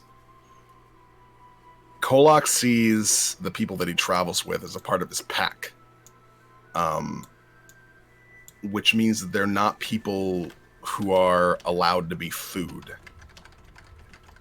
And while it was a dangerous place to be in, and if he was disturbed overmuch during that period, he may have attacked anyone else in the party. The fact that he intentionally avoided them to attack instead something else said a lot about how he viewed everybody. Now, as far as my favorite part of the campaign period, honestly, it would have to be the times in which we meet everybody. I feel that everybody who has played this game, just period, everybody who's come and gone and have come and stayed, have very strong ideas as to how to play their characters, which you don't get often. And when I say that, I mean that in most campaigns, you need about like 3 to 6 sessions sometimes before you can really figure out who your character is and how to play them. You might have a vague idea, but generally speaking, it takes some time to get into the thick of things and to really understand how to play your character and how to role play them specifically. But I think everybody who came into this campaign, period, knew what they were doing from the onset, because it stayed. It never changed. And I'm not saying that as a bad thing at all. Nethy was always Nethy. Even when she was Lucy, when we first met Lucy, she never changed. Same with Talus. Same with Sentry. Well, Sentry went through some changes, but that was part of an ongoing process.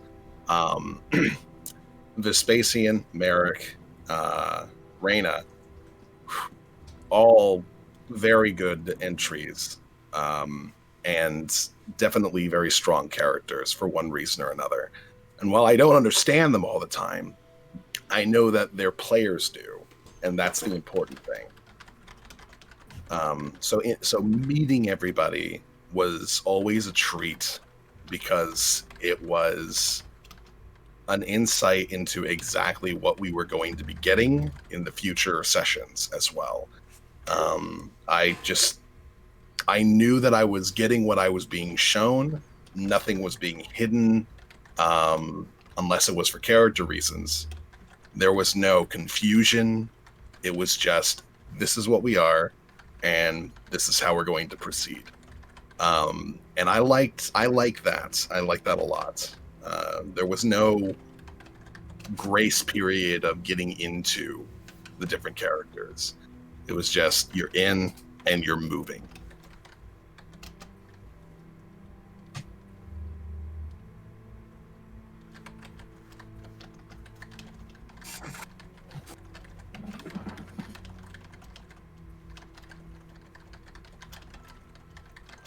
What about the rest of the group? Favorite Kolok moments from throughout the campaign?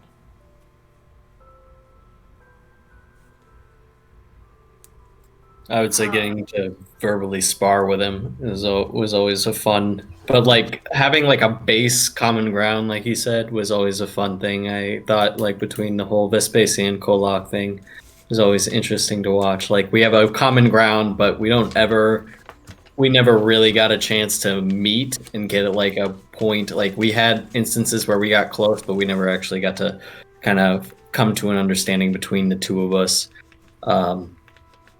But yeah, the verbal sparring, but caring about everyone at the same time I think it was fun.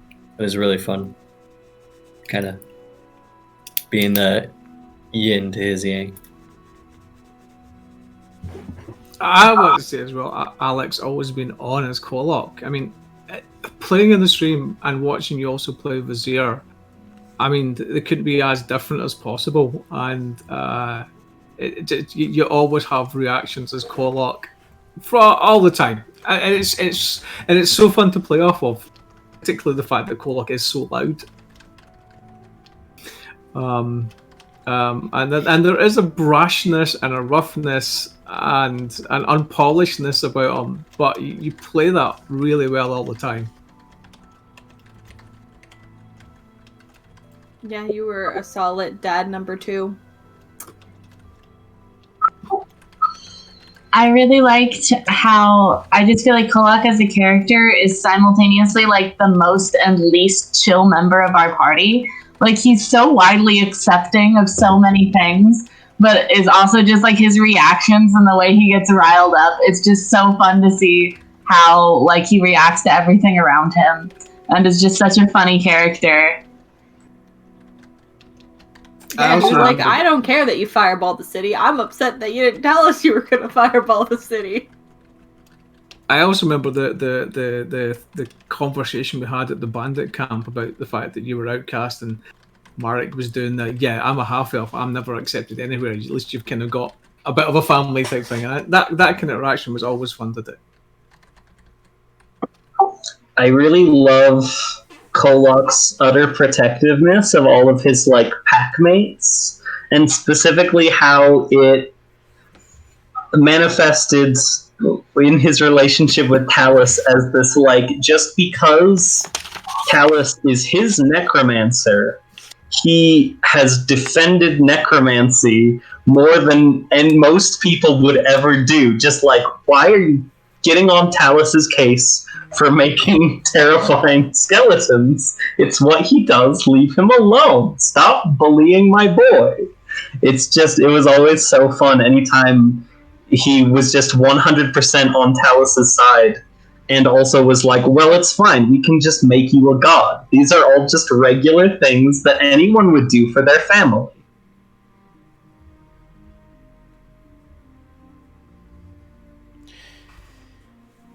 One of my favorite things about Kolok is just his dedication to the purpose he determined was the best course of action to fulfill Morrigan's command. Just this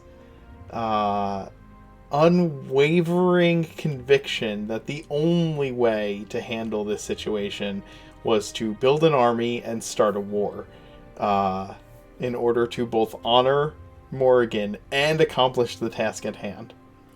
No matter how ridiculous it seemed, or how like crazy the plan was, that remained his plan. And then after they finish with what Morrigan had to do, it was time to kill the Dragonborn for being a bunch of assholes. So yeah, that's one of my favorite things about Kolok, is just that single-mindedness of purpose. He kind of he turned the campaign into something, I think, a lot different from what you were originally intending. Oh yeah. I don't usually come to the table with a intention of, this is the direction I expect the campaign to head. It usually just like scatter plot points, like shotgun spray, and see which ones the players latch onto, and just kind of roll with it from there. David said Kolok challenging the Admiral to a duel to the death for calling him a least one, and Kolok continually losing drinking games and contests to Lucy Nethy. He won his first one, but then he just I think she won like 2 more after that. It was she's up on him on that. Conversation between Kolok and Sentry regarding what true freedom is, either in bondage to no one or bondage to a cause. Which one gives you the most real freedom? That was one of the last conversations that Kolok and Sentry had before they left, before Sentry peaced out, and it was indicative of Kolok's ability to, despite being the barbarian and leader of the group, his ability to sort of shape the decisions of others with surprisingly nuanced conversation. So it was It's very interesting. I hate to say this, but I have to go in a short amount of time, so I'm gonna ask if you guys can try and have some forethought in what you're gonna share about each character, so that we can go through this a little with a little bit of a timeliness. I hate to say that because I want to take my time with this, but unfortunately, I have life things that I need to handle outside of the game. That's fair. That's fair. Speed run, let's go! Okay, so Fiona, Talus, favorite moment from the campaign, and then everybody else can share a favorite moment for Talus as well. For Talus, my favorite thing in this campaign has definitely been his relationship to religion. Namely, he's had his spirit pantheon, and then he kind of briefly abandoned his spirit pantheon for no one, and then neither of them were really answering his calls, and just his, like, attempts to simultaneously accomplish godhood so that he can change what necromancy is in the world while still being a good subject to his gods. It's been very fun to try to play that, and his constantly changing relationship with just gods in general.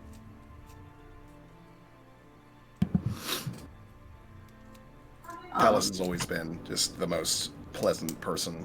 Well, I mean, it's hard to say that because we have Nethy and Reyna, but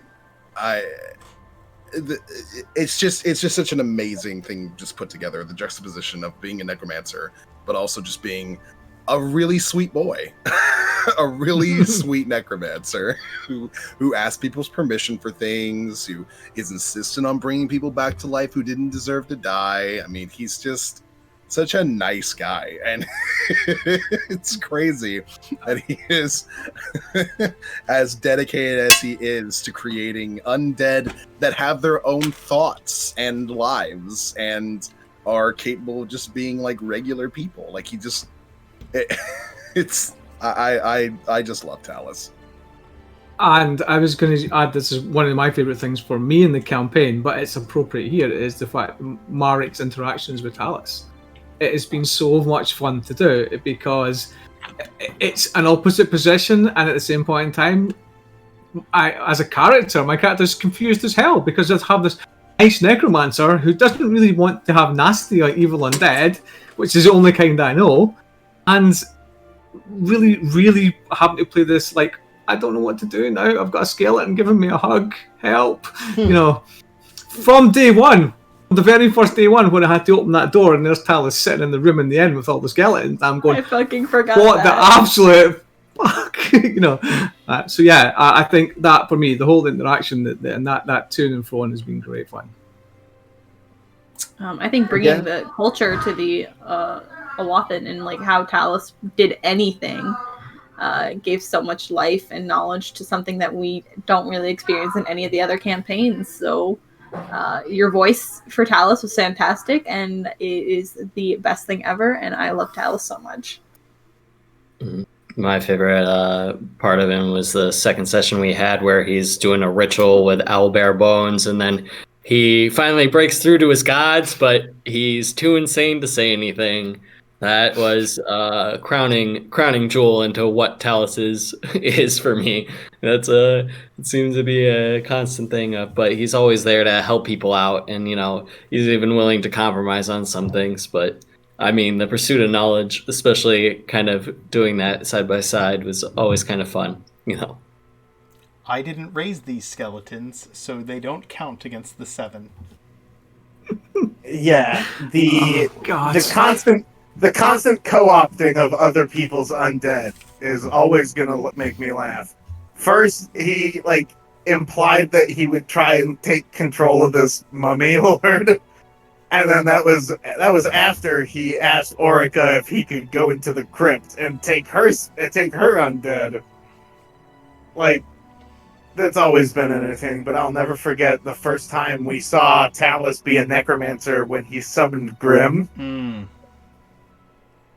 Mm-hmm. and that was a lot of fun.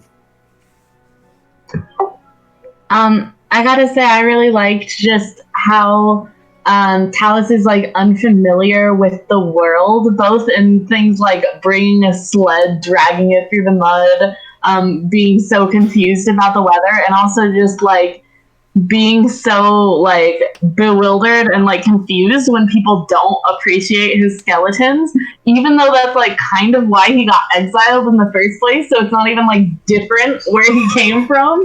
He just is very funny. He lives in his own little world. His surveys as well. Oh God, yes. Jordan surveys.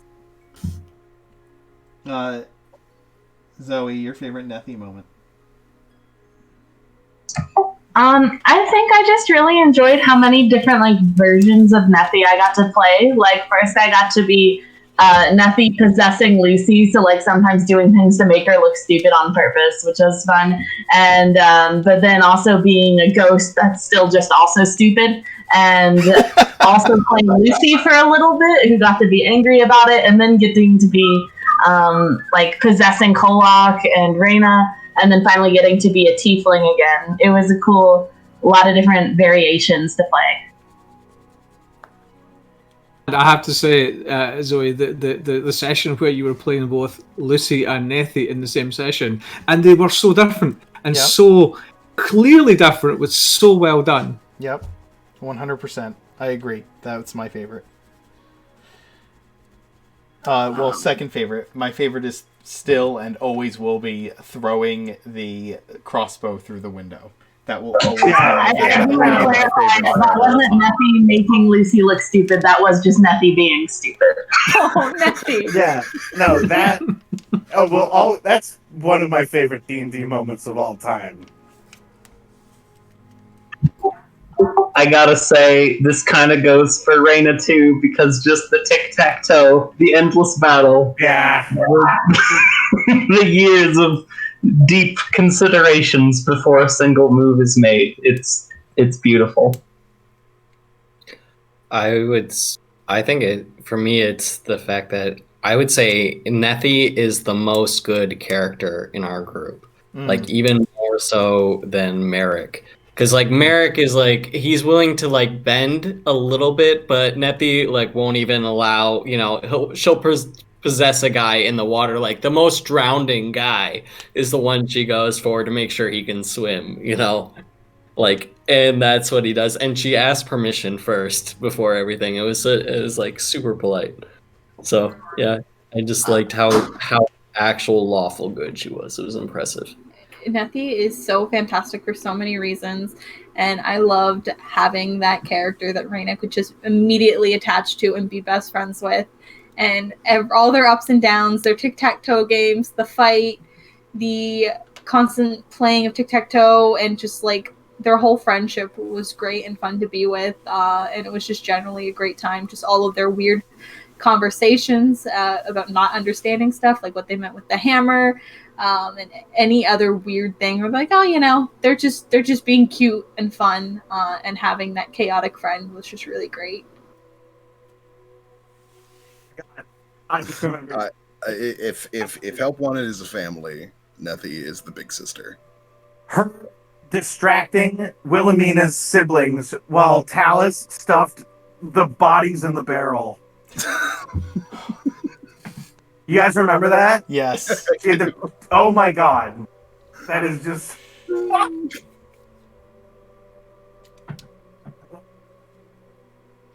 My favorite moment in the whole campaign is just anything to do with barrels. Yes. All the barrels all the time. Mike, favorite Armers. moment? I did like the jumping in front of the sword to try and save Kolok. I have to say that was like a, oh fuck, it's going to die, what can I do moment, and managed to pull it off. But I think from an actual character growth stroke kind of let all these frustrations out. David put it in chat. I didn't notice. It was that kind of confrontation with Vespasian, and actually one punching him, which was quite satisfying. But the whole conversation about the calling him out for his arrogance, his single-mindedness to his own cause, and not thinking about other people and the consequences. And actually, I thought that was actually really fun to do. I know we did it for quite a bit, but I think it was actually it was such a fun thing to do. And I've already mentioned the whole Talus stuff, so I'm not going to add anything else to that. I agree. The confrontation between Merrick and Vespasian, and just their whole relationship of like, when in doubt, if Vespasian needed someone reliable, it was like, Merrick, this is like, you get the horn, like you get the alert, you do the scouting. Their trust relationship, and I think Merrick pretty much telling Vespasian that he's fucked up, and Vespasian like, no, I didn't, is the most realistic and great relationship ever. Besides him and Kolok's relationship, of course. Yeah, especially with Merrick being the kind of like, he really was, if not the leader, the babysitter of the group. He was the one to keep everyone on the correct moral compass when things seemed a little bit like, maybe we shouldn't do that, or maybe we shouldn't, banish this person, or we've screwed up doing this. Like, he was always the one to kind of right the course of the ship, no matter what, especially through all the storms that Help One goes through. Merrick was the moral compass sometimes. Like, I agree that Nethi had the strongest conviction about what was right and what was wrong, but Merrick tended to be the vocal moral compass of the party, saying, like, we can't keep doing this, or we need to go do that. Of like, these are things that are important, because if we do this, or if we don't do this, bad things will happen, and everybody will die. But yeah, Merrick keeping everybody kind of pointed in a direction that was like, trying to just keep everybody in the lines a little bit, as much as he could. Merrick was a really good, rational center of the group, up and until the point we hit the idea of having to face off against undead, in which case he becomes just as much of a rage machine as Kolok, which I always find to be a fun bit about.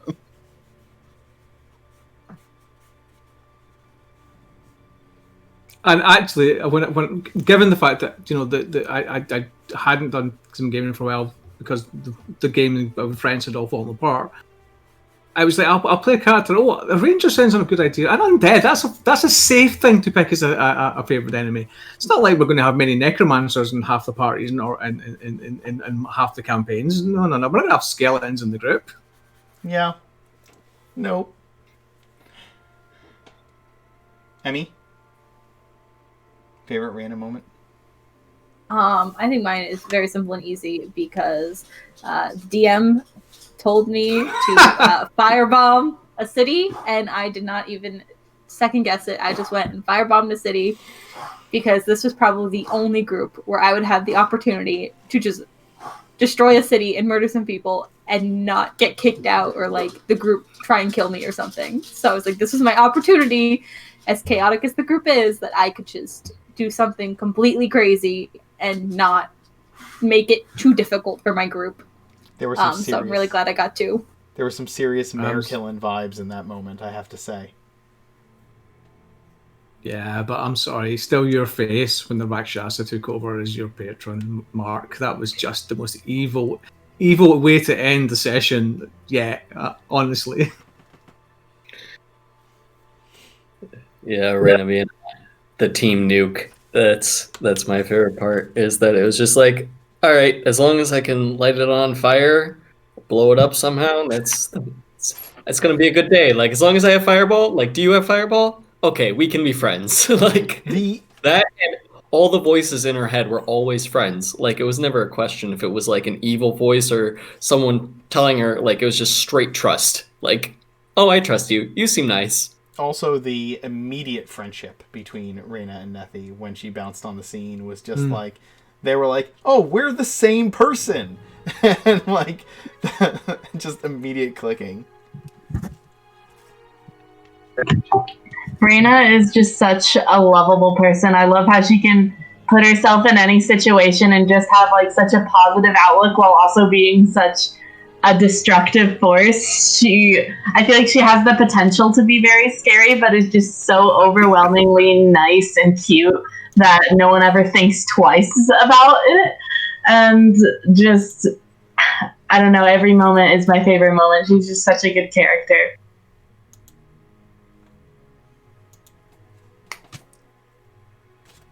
I love Reina.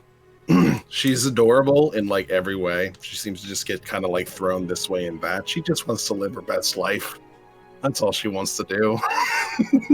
And there's these evil things out there that are tempting her, and she's like, listen, I just want to be able to set things on fire and play tic-tac-toe with my best friend. And but maybe just have my family not fight. But Reina's ability to resist temptation is not very high. No. Reina, you should totally drink this lighter fluid. It will be good for you. Yeah, it makes sense to her. She can cast fireballs You want better. to be able to breathe fire, right? Oh yeah, dude. Hey, yeah, that sounds good. While you're in this casino, can you just cast suggestion on people and while you're eating your pastries? I also I love Reina's absolute, like, it's such a specific kind of thing where she's just like, okay, but like there are these people that I love, and if I just gotta like burn the city down to keep them safe, then like I'm not gonna regret it or anything. Like, what do you want from me? It's regular. Just her destructive force is so focused on like, I'm gonna keep me and my friends safe, and anyone else can just burn, I guess. And it's such a fun and terrifying combination. Coming up with the anti-logic to Reina's logic for that was like, God, how do I answer this without going, yeah, I quite agree. Yoka. The whole Mayor Ozzy Puddlefoot Rakshasa thing, the first time that he gets a chance to negotiate, it all just goes to shit. Like, everything just, like, did not work out. Then he continuously, after that, it was great, because he just got blamed for it being messed up for the entire rest of the campaign. So it's like, yep, one time I got to be in charge, and it didn't work out. Now, never again. You're in charge. Everything goes to shit. You're not in charge anymore. Vespasian is in charge. The fucking everything goes to shit, and then he negotiates a deal between River Dam and the Dragonborn, and has almost essentially detailed out exactly the way in which the Dragonborn are going to be invading Oridon. So. Yes. I have to say, in a way, Vespasian is the mastermind behind the Dragonborn invasion. I will say it's not a bad thing yet. Yokub, having a player who is totally up for anything that happens and is just like willing to. I don't have any. I never got the feeling like you were like just done with Vespasian or done with like or wanted like an end to like the campaign or anything like that, but like when I would throw shit that was just off the chain at you, you were like, yes, this is amazing.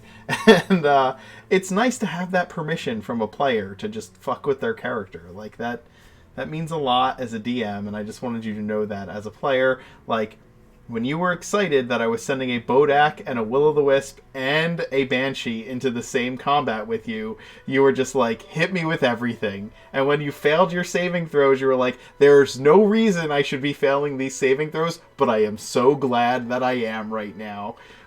So yeah, I just enjoyed that from you as a player. And Vespasian is an interesting character to me. He always thinks he's right, even when he is definitely wrong. I gotta say, I just feel like Vespasian was the butt of the joke a lot, and was also part of a lot of really long, like, running jokes. and I loved all of them so much. Like the Will-O-Wisp was so funny every time, as well as his fancy cloak getting stolen, and the time where he got cursed so he couldn't sleep until some really hilarious priests brought him back. I mean, just like every time, he's just such a dignified character who keeps getting put in these really funny and undignified situations that I love. Yeah. I think the phrase you need is drama queen. Vespasian, yeah, he's so good. I loved Vespasian as a counterpoint to Kolak, both when he was not just like a different follower of Morrigan, and now as he's like turned away from Morrigan. It was really cool to see the two of them like butting heads and trying to both be leader at the same time, but also the leader of the other leader, and this weird like pseudo-political situation going on in the party at all times was just very fun. I mean, I love Dad number one. Like, let's be real. He's Dad number one for a reason. And I specifically love how Vespasian's relationship with Reyna was, especially in the tower that we were exploring. You're like, well, I can't go up the stairs and like cause shit to happen, but you know what I can do? I can tell Reyna they probably definitely do have puppies, so she can cause problems, and it's fine because no one can get mad at her, and I get what I want.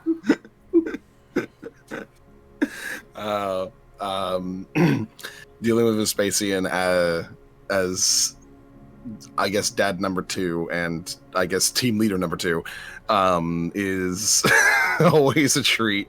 Every argument never actually resolves anything. It only ever makes things worse. I love just dealing with Vespasian just in general. Just the most stubborn enough to tell a goddess that they're stupid. Like, he's a great character. Odd enough, the reaction to that was, what have you done now? Yes. Like, my religious preference is anyone else's. Like, Chris, your favorite Sentry moment of the campaign? The cooking. Being team cook is definitely an amazing part about Sentry. Being the team cook no one asked for. Lighting the kitchen on fire for one time. As like a distraction. Yes. we will keep with that excuse until the day we die. Well, no, because it was like remember he was worried about you breaking offset because we were eventually done as a distraction. However, as far as anyone else is concerned, you just lit a kitchen on fire while you were cooking. And then being at Nimi's place, being at Nolly's place, and because he lost his apron. Yes. Just like insisting that she give him an apron because he can't cook without an apron, even though he's everybody's trying to have a serious conversation, and Nolly's finally like, "Oh my god, there's an apron right there. Just grab it." Yeah. Yeah. The mayor murder.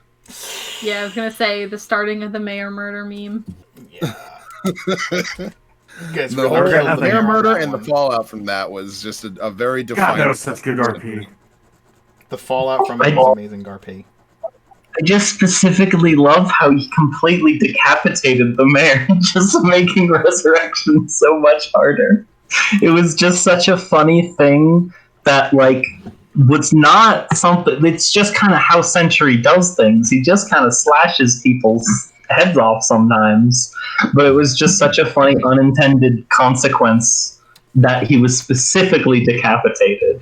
I will say that early on, every time that Sentry changed weapons by calling it back to his hand, and the fact that he would just leave his greatsword in the bodies of enemies and not recall it until he needed it again, that was classic Sentry moves. I gotta say, I think my favorite Sentry moment was just him coming back. It's so nice to see both him and you again, Chris, and I feel like it was just like no other character but Century would just walk off without saying anything and just disappear, and then like months in the campaign later come back and be like, I'm back. It's just that, and it's really great. I have returned, and I still have my apron. Yeah. Well, the being there and still like he never considered himself leaving the, like he always, right? The one that he got made in Redenburg. Yeah, he continued to wear the cloak of the Crushers. Also, giving the banner to Kolok was a great moment. And smelling like peanut butter as the crossover. Yeah. Yeah. Century will forever smell like peanut butter. That's awesome. I love peanut butter. If you don't know why, go watch some ARC episodes. You'll find out. Guys, my favorite part about being DM for this group was just getting to fuel the fires of stoke the chaos and just throw curveballs at you as often as I could, dropping a tower right in front of you to see you guys be like, well, that's a plot hook, let's go explore it. Yeah, it was pretty amazing. I know that it comes with being a DM and whatnot, but I really love how each of your characters that you play are just so consistently like well played and unique and like really easy to like get attached to and be involved in. Like we each have one character that we play and are dedicated to, but you have so many NPCs that are just like very consistently very fun and really great to see. Who does not feel totally sorry for the mayor of Riverdale, Matt Raft? That I poor love mayor. when you play that Oh character. my Oh, honestly, yeah. Favorite DM moment. Mayor of the Crypt. Mayor of the Crypt. That was so stupid. I can't believe I did that. I'm so proud of you, Mark. You just You almost got Vespasian, though. I had to. Yeah, clearly my favorite DM moment is the amount of times you have fucked me over in multiple campaigns. Specifically in the Rakshasa, like that's no, you're gonna do it. Yep, okay. It's like, yeah, that's can only happen when the Mark Knight is DMing. Clearly, I love how freely you just in general allow us to just kind of do our own thing. Like we have gone off the rails so hard in a lot of ways, and you just roll with it. It's a really good trait to have, to be able to just kind of go plan around whatever nonsense an absolutely chaotic group will do. Where we'll make these grand, crazy plans, and you'll just allow us to go through with it. Mm-hmm. Mark, I gotta say, these last couple of encounters that I've been in both ARC and in Help Wanted are so good to the point where it's like, I thought we were gonna die when we got dropped out of this thing. When we got dropped out of our rope trick before even getting the short rest over with, and all of a sudden we're completely surrounded, I was like, oh, here we go, TPK. It's nice playing this campaign. I am just glad that Jakob remembered about the horn, because I'd forgot about that as well. Oh, I knew. No, oh my god. Woo. I knew we were gonna make it out of it no matter what. I figure a PK is always in the cards when it comes to Mark. Like he's like, yeah, this could work out. I don't like to play smart monsters stupid. I don't know if that makes sense. Yeah, unfortunately, I play a stupid character stupidly. I honestly, if Kolok hadn't used his Sentinel to stop the thing from moving away, I think you guys would have had a lot harder time of it, because it would have moved further away, and it would have just spammed every round your preventing you from healing, and started doing more awful things with its lair actions. I So yeah. think I was lucky to make both my saving throws against both its spells. I'm sure that probably. Yeah, I cast harm on you, and if you hadn't had used the Bardic Inspiration, you would have been at 1 hit point, and then as its legendary action, it would have hit you with one of its rotting touches, and it would have dropped you to a hit point maximum of 0. So you would have been dead. I'd be a small pile of dust on the ground then. You would have. Essentially. You would have. Yeah. So using You'd the have- Bardic you'd have Inspiration essentially to been make that disintegrated. save was brilliant. Yeah, a special shout out to the robot for not keeping killing us Merrick all. alive. Yeah. Well, guys, it is. I, Oh, sorry. and I was just gonna say, for the final battle, it was a bit of a bummer in a way that I didn't get to participate, but it was also just so funny that it was really intense, and Nephi just kind of got knocked out immediately and then was fine at the end.